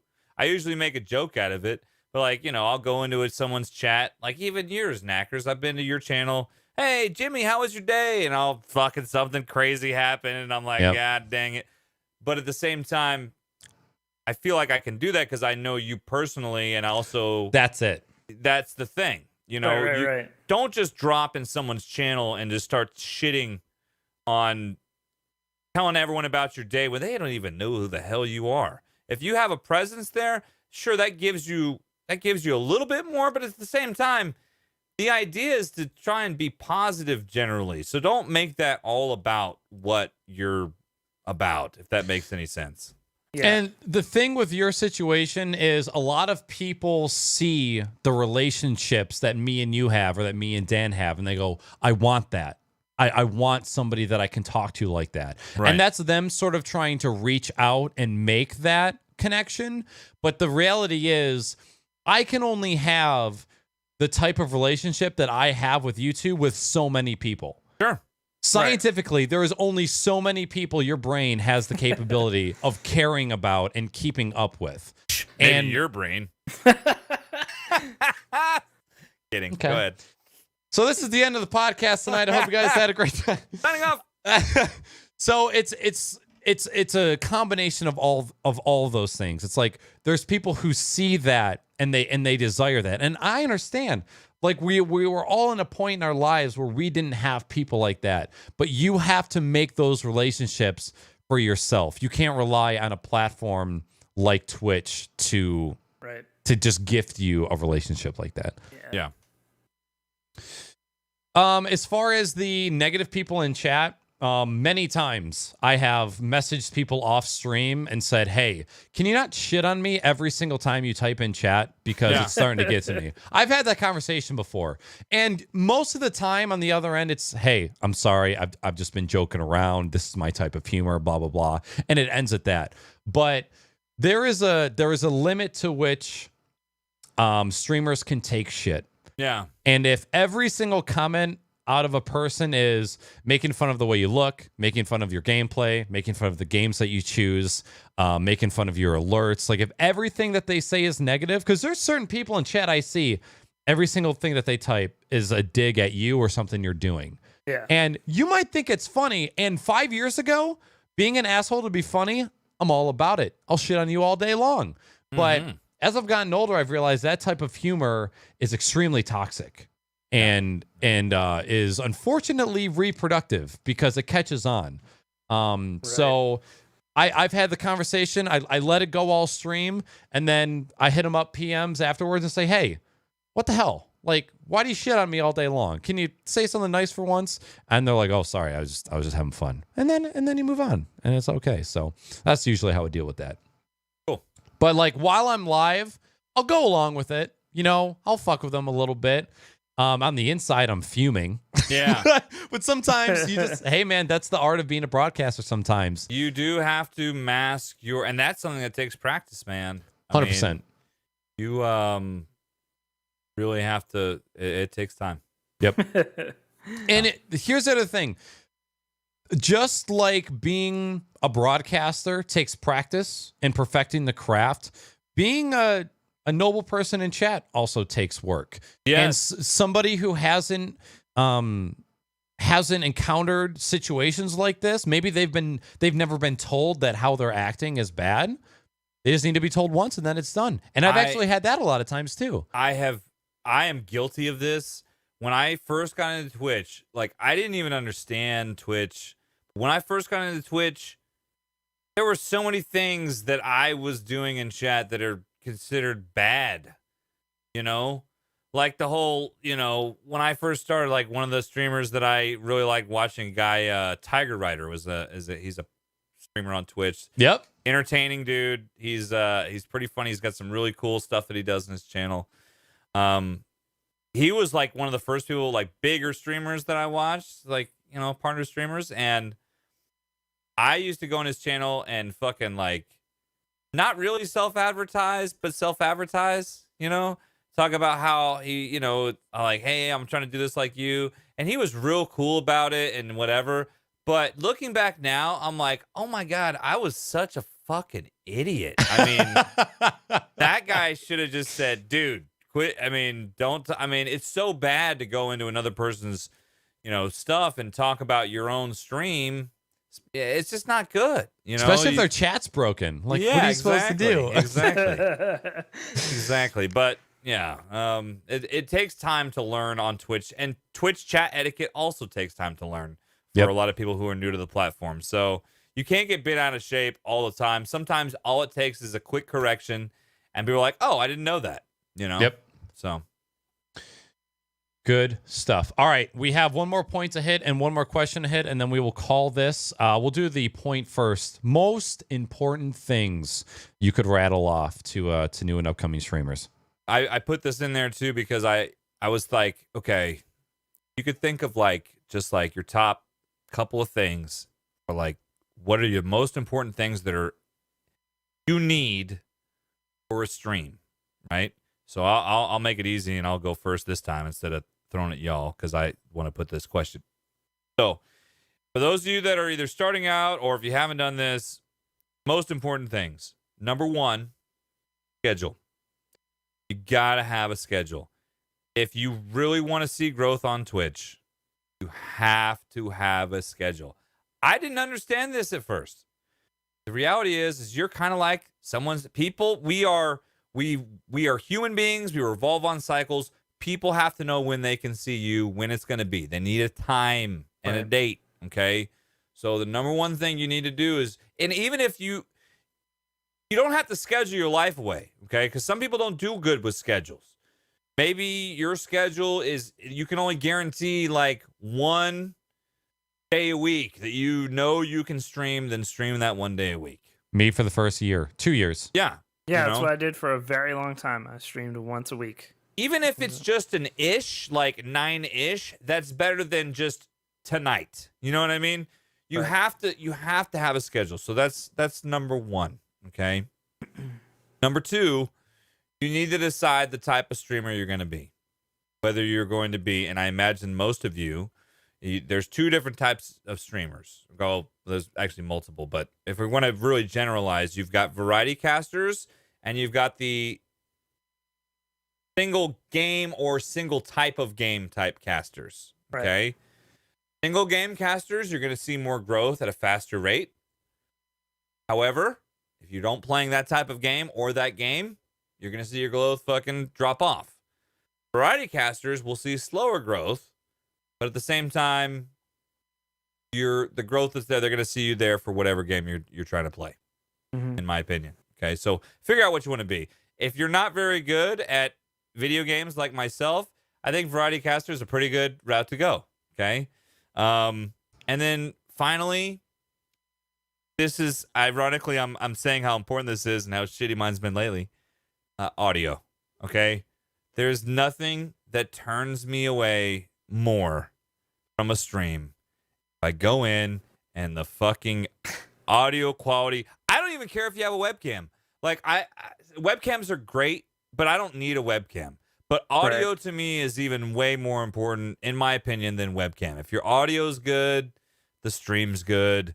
The webcams are great. You don't have to have a webcam to stream. You don't. I mean, it might, especially when you're starting, it might help, but make it how you want. If you're not comfortable being in front of a camera, don't do it. Just stream with audio. I have a whole scene set up to piggyback off that. I have a whole scene set up that has like very minimal graphics on it and no webcam, just in case I just don't feel like a webcam. Yep. So I'll use that. I have the same, and it happens from time to time. And I just and some of my favorite streams on Twitch have no webcam. It's just voice. Like I listen to a guy, Late Night Retro. He has no webcam at all. It's just his voice and the game he's playing. He only plays retro games pretty much, like 99% of his shit. It's so important. You have to and stream with what you got, but at the same time, when I say stream with what you got, that means there's a lot of tools available to you to make it sound better. You don't still a standard. You don't just plug it in, hit start streaming. No, you need to do some test recordings. You need to adjust settings. I mean, everyone's room is different. You have ambient noise depending on your computer, or the fans on, whatever. You got to figure that out. Okay. So those are my 3 most important things. You can do those. I think you'll probably have, and I wouldn't call myself, like I'm not a big streamer, obviously, but I feel like I've been successful on Twitch. I've been successful because 1, I've been able to meet a whole lot of cool people. 2, I mean, shit, this computer that I just bought was basically courtesy of my viewers. That was the subs and the bits and the tips for everything for the last few months. Purchased this brand new computer that I'm streaming from now. 0.02%, my friend. I mean, it's unbelievable. And so if you want to have success, I mean, it's never going to replace my job, of course not. But it's certainly it's certainly supported my gaming habit, and I have a very generous community. And I think if I wasn't paying attention to those three things, it wouldn't be that way. So I agree on all three of those. I also think that along with schedule, isn't just scheduling, is consistency with said schedule. So if you're like Jimmy was saying, if you're live Sunday nights, that's the only time you can be live. That's when you've kind of scratched out time for you to stream. Then be live Sunday nights for 2.5 hours. Whatever it is. If it's only 2.5 hours, it's fine. I stream 3 hours max usually. This morning I was 3 hours and 45 minutes. That's like a long ass stream for me, because I stream when I have time to stream. But remain consistent. So if you say you're going to be live Sunday nights at 9, then be live Sunday nights at 9, and people will show up. Back when I only streamed once a week, I actually had a transitional time where I started streaming more and actually had less viewers. And I was like, what's going on? And it was because people weren't used to me being live on other days. yeah, But they were used to me being live on, Saturdays or whenever it was. So I was like, this is weird. Like at first I didn't get it, because I was like, why am I getting less viewers on Monday and Wednesday as opposed to Saturday? And that's because I've been live Saturdays for 6 months. And Yeah. so as soon as I was live other nights, people were like, oh, huh. So consistency, I think the audio is a very big one, because nothing will turn me out of a channel faster than just like a bunch of static or bullshit going on with someone's audio. And I think another one is to set expectations for yourself. In that, I don't mean like sitting there and being like, I'm going to get 1,000 followers this year. So that is like kind of crazy. But what I mean by expectations is what Jimmy mentioned about this isn't going to be my full-time job. Yep. And I think that is, I don't think anyone should go into this, and this might sound counterintuitive to some people who are like, follow your dreams, no matter what they are. Never give up on your dreams. I have seen people, and I saw this, I think a big streamer was responding to, it was on Twitter or an AMA or something. And the person was like, this was a kid, so this is a little different circumstances. He was like 16 or something. He was like, my mom is willing to buy me a streaming setup so I can become a full-time streamer, and I'm going to drop out of school to do this. And and they were like, do you have any advice for me? This is on the extreme end, obviously, but the point remains. The first thing, I forget who the streamer, it was a large streamer who was like, I think it was in an AMA. But anyway, his response was basically like, don't do this. Like, that is unbelievably, stupid. Yep. You're not looking forward at all.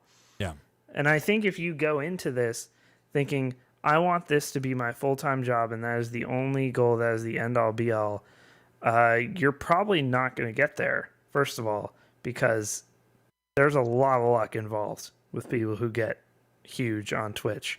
It is like a lottery in a lot of ways, just because there are so many fucking broadcasters. Yep.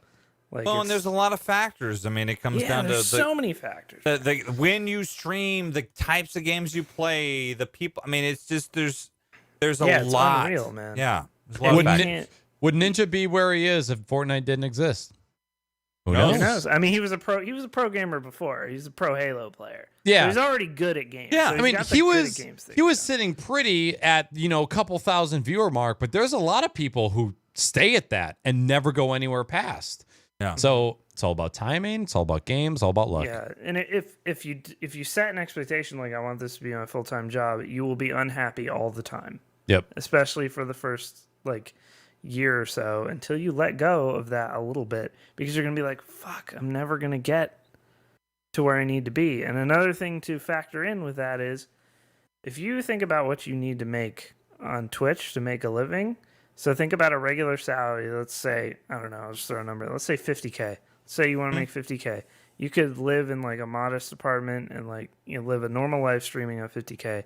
If you're a streamer, you need to make close to double that, basically. That's the general consensus Yeah, because because you of have the no ups health and- care, you have no benefits, you got to pay all your taxes because none of it's Right. taxed. Like, I mean, Mhm. yeah, I mean, you would have to make to full-time stream to live good. You got to make a pretty damn good amount of It's money. crazy, and it's such a variable income. Like, Yeah. Oh yeah.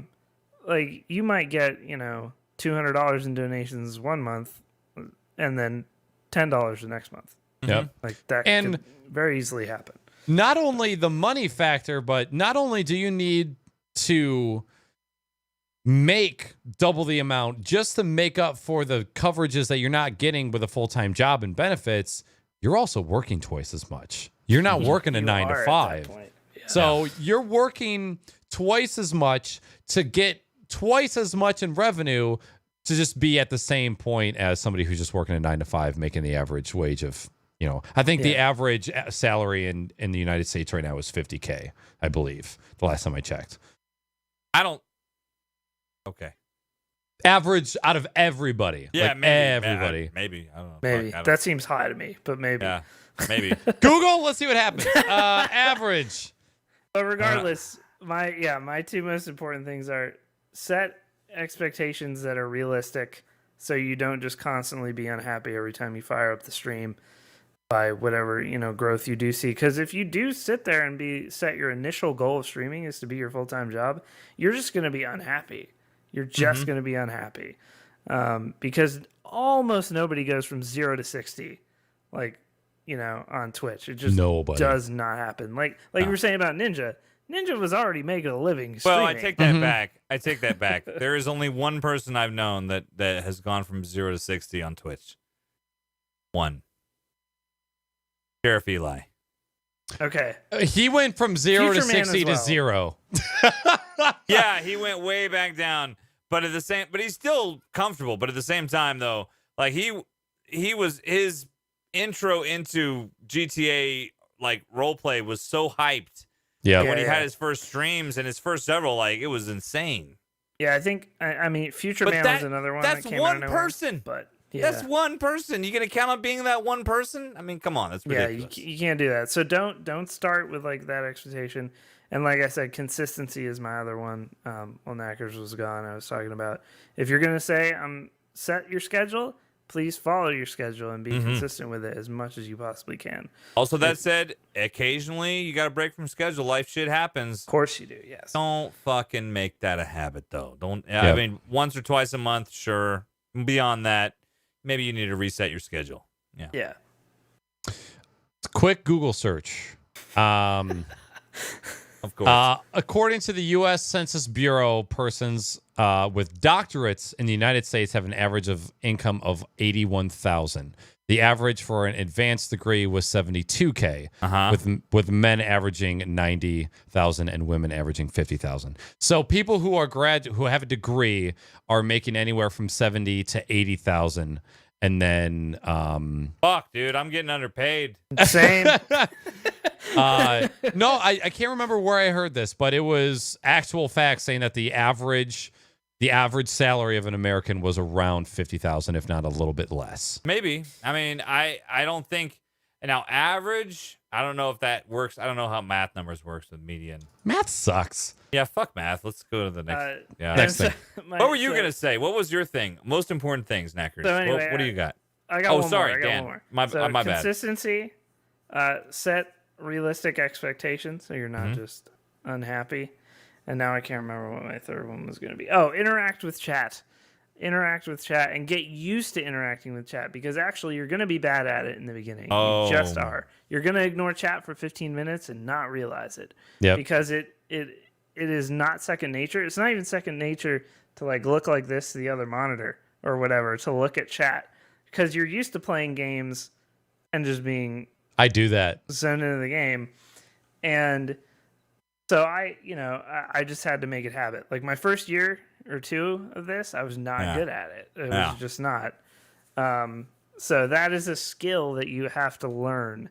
I don't even know. It always amazes me when I see people with thousands of viewers who are able to do it. Like Ella Jazz, if you go watch Ella Jazz sometime, he's a Dark Souls, primarily Dark Souls speedrunner. And Bloodborne speedrunner. Difficult as shit, pays attention to chat the whole time while he's doing it. I'm like, Crazy. I don't blows even my- know. I man. don't- And he's got like 4,000 viewers, and he's responding to a lot of chat, which is the craziest part to me. He's extremely good at it. Wow. But that's a good person to watch to learn it. I'm glad you said that, because the whole point of Twitch is interactivity. If you're not interacting with your chat, then you're doing it wrong. If that's another thing that will turn me away. Like, I've been to a few streams. I'll go to some low number streams sometimes to try and like see a game that I like, and I'll go into like someone that has like 0, 1, or 2 viewers, and I'll just go in and I'll sit there, I'll watch, I'll see if it's somebody, it's cool. But then if I type something, I'll kind of wait and see. And then there's times where it'll be like 5-10 minutes and like nothing has been responded. I'll type a few things just to see. Maybe they didn't see, because no one's ever saying the chat. They're not even watching chat. I don't even know if they have chat open. Yeah. I'm like, do you not know the purpose of Twitch? Yep. I'm pretty sure some of these people are literally hit start streaming and don't even have a chat window open. Yep. Oh, whatever. You guys have touched on a lot of the most important points. I would say for me, there are 2 different set of answers for this. There are, do you just want a hobby? Or do you want to try and make something out of yourself? Now, it doesn't mean become a millionaire, do Twitch full time and be a content creator. Do you want to take it to the next step? Like, do you just want this to be a hobby that is also sort of kind of a part-time job and takes hold of your life and your time and all that stuff? The obviously schedule 100%. If you want to try and make this a serious hobby, you have to set yourself apart with something unique. You cannot play games with a sense of humor and expect to get anywhere today. 5 years ago, if you were somebody who was super fucking funny and witty and you were super interactive with chat, you might have had a chance. But nowadays, the amount of funny people that are playing video games, you've got some competition. Yeah, all there's right? a lot of fucking funny people out there. Yep. So you got to have something unique to set yourself apart. And I don't know, you guys have pretty much touched on most of this stuff. I would say streaming with what you got. Addendum, your audio needs to be decent. Like, there's the whole stream with what you got, but also your audio needs to be listenable. You can have very bare bones equipment that makes it sound good if you take the time to make it sound good. 100%. Right. Yep. But audio, the bar for audio has raised, and you need to be at a certain point with how it sounds in order to be listenable, And yeah, I don't know. I can't really think of anything off the top of my head. We've touched on so many different points tonight. I think if anybody's listened to this podcast as a whole, they'll get enough to go off of, especially with what you guys have said. So let's tackle these last 2 points, last 2 questions. Or actually, there might be... Is it 1 or 2? Oh, there's 2 of them. Okay. Cool. Both from Falsify. He says, I genuinely enjoy streaming because I love talking and explaining things, but I've been cut off from it because of college and being in a long distance relationship, which will finally become close distance in 2 months. Yeah, you want to know how that goes? 100%. Me too. Been there. Long distance relationships. What's your balance between a full-time job? Come on, scroll. Oh, God. Fuck. Hold on. Hashtag This is hashtag pro streamer. Yum. What's your balance between a full-time job, your significant other, and all the other stuff like being healthy and other hobbies? So I want to answer this first because for many years of my life, I had a very unhealthy relationship with streaming, to the point where it was a huge detriment on the rest of my life. So Jimmy is leaving. I gotta pee. He's got to pee again. Good Lord. I peed 3 times, so. So just like any job, you need to find work-life balance between that shit. And I did not have that for a number of years. And I can tell you it will only be a bad thing. And streaming will not be a positive for you as long as you have that. So I stream, for instance, I mentioned this earlier, that I love hockey and I love the Penguins, and it's NHL playoff time. So if there's a playoff game, I don't stream the same night as a playoff game because that is a life thing that I want to participate in. So I made that rule. I used to have that rule back in the day when I played World of Warcraft. Right after college, I'd be like, if my friends are going out, I'm going out with my friends. I'm not going to play WoW with my guild that night. I'm not going to do that. I'm going to go out and do life things. It's very, very, very important that you take care of yourself before your stream. Like, work out, exercise, take a walk, like whatever it is. Breathe. Like everything else, like anything else, your body will break down. I've actually seen a lot over the past couple of years of stories of streamers who ended up with one guy had a triple heart bypass because he basically was just sitting around all day streaming and was not taking care of himself. Take care of yourself. Get a balance between life, work, and streaming. I stream when I can these days. I stream about a third of the hours I used to stream because it was not a healthy thing for me. I love it. Don't get me wrong, but I used to stream about 120 hours a month. I stream about 40 now. That is a lot. That is a lot. Yeah, and that it was not a good thing for life. So strike a balance. Stream when you can stream. If you want it to be a hobby, sure, carve out time for it. That's perfectly fine, but don't let it be a detriment to other facets of life, particularly real life relationships and your health. Don't let it get in the way of those things, because I did for a very long time, and it did not end well for me. Let's just put it that way. So in a lot of ways. So now I stream and I have a consistent schedule. We talked about consistency. I have a consistent schedule when I stream, but I have those times carved out for that, and I don't let it get in the way of other stuff. So you got to find that balance, though. If you are like, I'm going to schedule a 12-hour stream every other weekend, it's probably not something you should be doing, honestly. If you have a full job and you are, you have an apartment to clean and things like that, like, you should probably get that shit done. Yep. Yeah. Yeah. Jimmy, would you like to go? Good. Oh, question. Yeah. I genuinely enjoy streaming because I love talking and explaining things, but I've been cut off from it because of college and being in a long-distance relationship, which will finally become close distance in 2 months. What's your balance between a full-time job, your significant other, and other stuff like being healthy and other hobbies? So I'm fortunate that I have a job. I work a lot. I mean, I teach and I coach.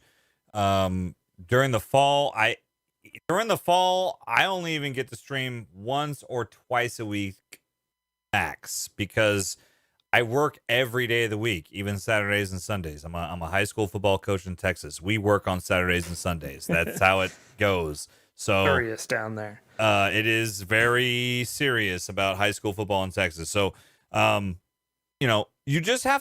you have to just, it's easier said than done. And you're going to be tired, but if streaming is important to you, then you will make the time for it, but you have to carve it out. And even if that only means you can stream 2 to 3 hours at the most, I think honestly, you need to have a target of at least 2 hours. I mean, if you can't stream for 2 hours, you probably shouldn't stream. Because, and even that, yeah, I'd say 2 to 3 is fine. I average between 3 and 4 is my average stream, Quick addendum to that. Yeah. It was physically impossible for me to stream 2 hours when I first started. Build up a tolerance. Yeah, it takes time. Yeah, it takes time too, because your voice has to get used to it. When you start talking a lot. I mean, mine didn't have a problem with that because of my job as a teacher and when I was in the Army before. So it was that, but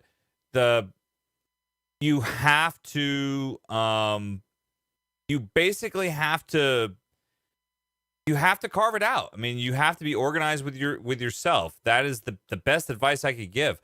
At home, my wife and I have a calendar in our kitchen. Like, it's a little dry erase board, and we always put like the important dates, and we do it for 2 reasons. One, so we can you're always in the kitchen because you're getting snacks and beer and whatever, right? But we have it for 2 reasons. So one, we can keep track of what's coming up.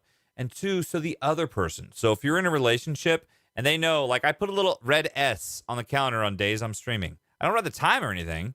But my wife knows, oh, shit, he's streaming this night. You know what I mean? So you find a way to communicate that so there's no way, it just makes it easier. So just and hopefully if you're lucky, you have, like, my wife is amazing. Like, she is so kind and beautiful and just awesome. Like, she loves that I love this hobby. She's not really into video games like I am, but she's so supportive and sweet. But if you have someone that's not like that, you're gonna have a hard time. I mean, you have to, if you don't have someone in a relationship that knows you like streaming, and you're gonna spend hours. I mean, I probably spend anywhere between 60 to 70 hours a month streaming. Then you might have a hard time. So make sure you're straightforward with your partner. Yeah. That was a big issue for me back in the day, but not anymore. So yeah. There are a lot of different, like, this is a loaded question because I've been through a lot of these things. Again, this comes into play where are you trying to pursue Twitch because it's a hobby and you like doing it, or because you're trying to actually turn your hobby into a success story? If you are trying to take Twitch and make it into a success story, you are going to have to make sacrifices.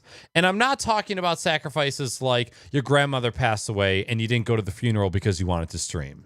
I'm talking all of your friends are going to the bar on a Wednesday night and you say, no, I'm going to stay home and I'm going to work on my stream craft. It's the difference between your band coming to town and you saying, I'm not going to go see that band. I'm going to stay home and stream, or I'm going to stay home and I'm going to work on my stream. There is a very distinct difference between those two sacrifices. So you need to make a mental note of which sacrifices you're willing to make. 9 times out of 10, if somebody says, hey, we're going to the bar, do you want to go? I'm going to say no, because I don't want to go somewhere, pay twice the amount for alcohol, sitting in a place where I have to speak twice as loud in order for the other person to hear me. But if you like that, go do that instead of streaming. Right. No, 100%. Yeah. 100%. But if you're trying to make Twitch a thing, even if you like that, like, I love jerking off for 12 hours a day. I can't do that. If I want to stream on Twitch and make a name for myself, you got to make sacrifices. I've also been in a relationship that did not approve of streaming. Obviously, it didn't work out. But when I got into my new relationship, I made sure I said, hey, I have hobbies that I have to attend to or unless I'm not myself. I am somebody who very much enjoys being a workaholic, putting the work into hobbies, bettering myself with certain skills. I have to do those things. And if you're not okay with me spending time doing those things, that's fine. With that said, as much time as you dedicate to your hobbies, you need to dedicate to the person that you are committing your life to. You have to set time aside saying, okay, Monday nights I'm streaming. Tuesday nights I'm spending with you. Wednesday night I'm streaming. Thursday night we're going to the gangbang. You gotta set time aside.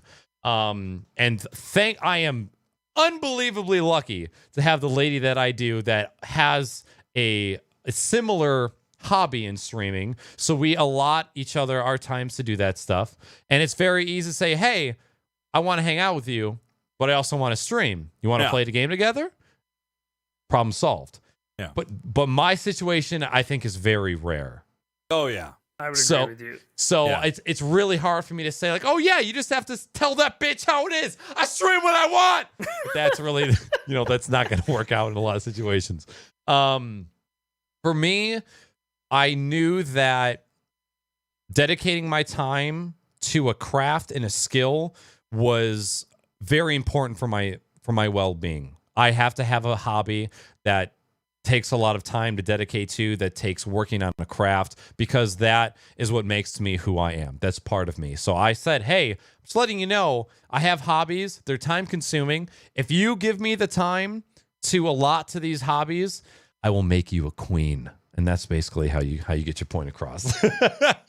And so far, it's worked out pretty well. If it's not working out, I don't know about it.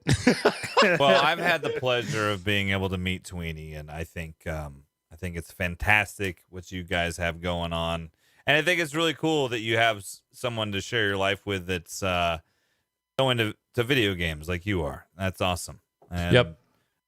My wife likes games, but not nearly on the level that I do, and but she appreciates that I like them the way I do, and that's what you need. If it's not going to work out, if you don't have somebody, if you're going to be streaming on Twitch, you better, if you're in a relationship, you better be upfront with him about it, because there ain't no hiding that, because there's going to be plenty of time you're going to be spending, not just on stream. That's just the time stream per month.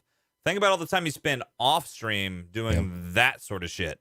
Yep. There's a lot of time there. There's two different types of significant others when you get done with a stream. There is, hey, how was your stream? It looks like you had a good time. And then there's, why did you stream for so long? Yeah. Yeah. Sometimes you got to deal with the hands that you're dealt. But I feel like I could go on for that question. So we'll tackle this last question. We'll close this up because it's only been 3.5 hours. That's all. Only 3.5. Last question from Falsified Knackers. I bought a mic with a USB interface. What can I do to have more control over quality? Or am I gated until I buy an XLR microphone? How How are you using a USB interface with not XLR? I think he meant he has a USB mic. Yeah. I think Okay. that's all he meant. with that. I was just gonna say VST plugins are your friend. That's what I was using before. Yes. Well, not just, but just plugins. You know, you can use VST plugins to make it sound better, obviously. Or there's other things besides. That's what's available now. But there's a lot of software that you can use to really help. But the problem, of course, with software, it's only good for OBS if you're trying to do other stuff. But can be, well, I don't know. I mean, you can make it sound good with software. There's a lot of tutorials You definitely and things can. out I used there. to stream with a blue snowball, and Yep. it was the only thing I didn't like about it wasn't loud enough, so I had to jack everything up a lot. Mm-hmm. But like other than that, it didn't sound that bad at all. Actually, I mean, you can be okay with it. I used a software compressor with mine, and that was the only thing I used as far as external software at that time. OBS has noise suppression, noise gate, noise compression, and fucking gain control built into filters within OBS. Yeah. I know people that have made Yetis sound like Shure SM7Bs. Oh yeah. Like all it takes is Adobe Audition, a shit ton of Googling, and troubleshooting. Mm-hmm. For the most part, you're gonna be locked in. It depends on how good the mic is. Like you're never gonna get a Logitech G930 headset to sound like, a dynamic microphone. But if you've got a USB microphone like a Snowball or a Yeti or an AT2020, there's a lot of stuff you can do with OBS filters and such. But once you get into the XLR realm, there's so much you can do on the hardware and the software. Yeah. But be warned, once you go that route, it's a deep fucking rabbit hole, man. It's a deep hole. It's so deep. Dang, I am so deep in that hole too. And just I'm barely staying afloat, man. Feel like my head's barely above water, but whatever. Yeah. All right.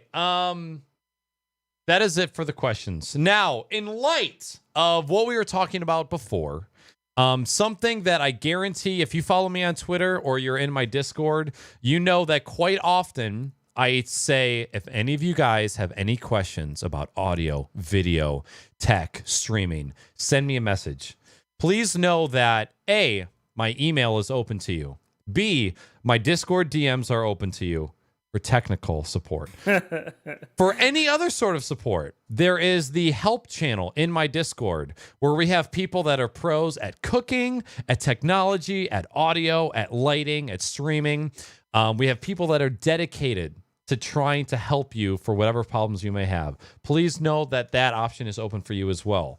If you guys have a question about about this show or about streaming in general, the email crocs@knackers.com is always open. So even though we were talking about earlier how we can't be, well, Dan can be But for the for the most part, streamers can't be your therapist. That does not mean that we are not open to finding you the help that you need.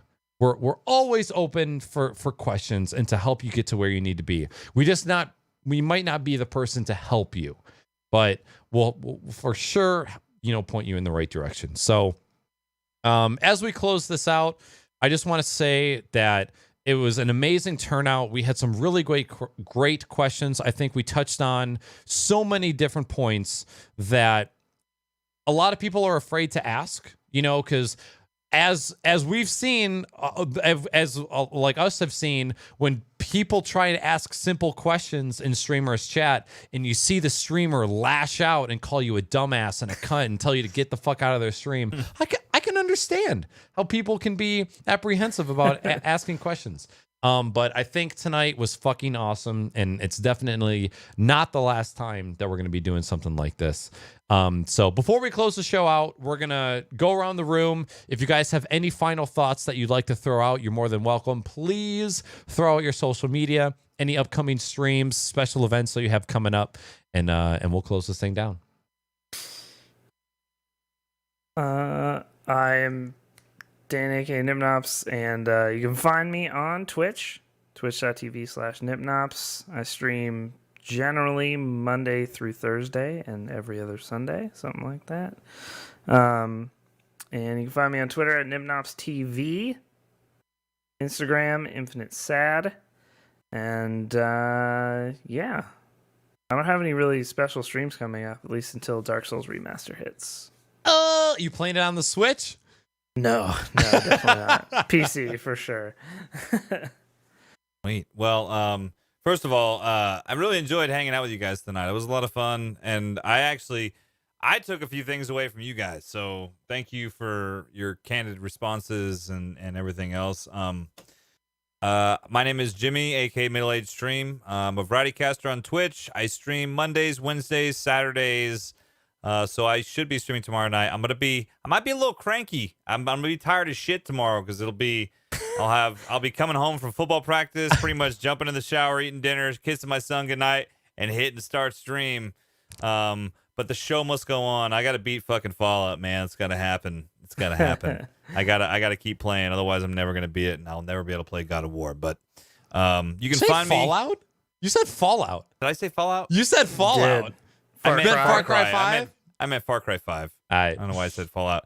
You can find me on Twitch at Middle Age Stream, also on Instagram, Middle Age Stream, on Twitter, because fuck character limits. And my name is Knackers. You guys can find me on this very channel or on Instagram or Twitter at Knackers with 3 A's. I want to give a huge thank you to everybody that is here right now, whether you were chatting, lurking, dropping questions, or you're listening in the future. I've been wanting to do something like this for a very long time. One of the things that I believe in is if you have the opportunity to help out other people, you are obligated to do so. And it was probably maybe 15 seconds before either of these guys agreed to do the show. I said, hey, you guys want to do a show where we do a Q&A about streaming? And both of them said yes, absolutely, immediately. So I want to throw a huge thank you to both you guys for joining me on the show, helping people out. This is what needs to happen often, because everything that I've learned about streaming, I've learned either by doing it myself or finding it on YouTube for free. Yeah. And I think it's only fair that we pass the same knowledge along to other people. And I'm just extremely humbled by how many of you guys came out and supported the show. So we are going to get the fuck out of here. We will be back. Episode 61 of the Crocs and Odd Pockets podcast will be back in 1 week, aka 7 days. And that's going to be a free-for-all episode with Middle Age Stream, Salty Sam, and Mr. 42. So, boys, thank you so much for joining me on tonight's podcast. Chat, you guys motherfucking killed it. We'll see you soon. Thank you so much for joining us, and we will see you next time. Goodbye.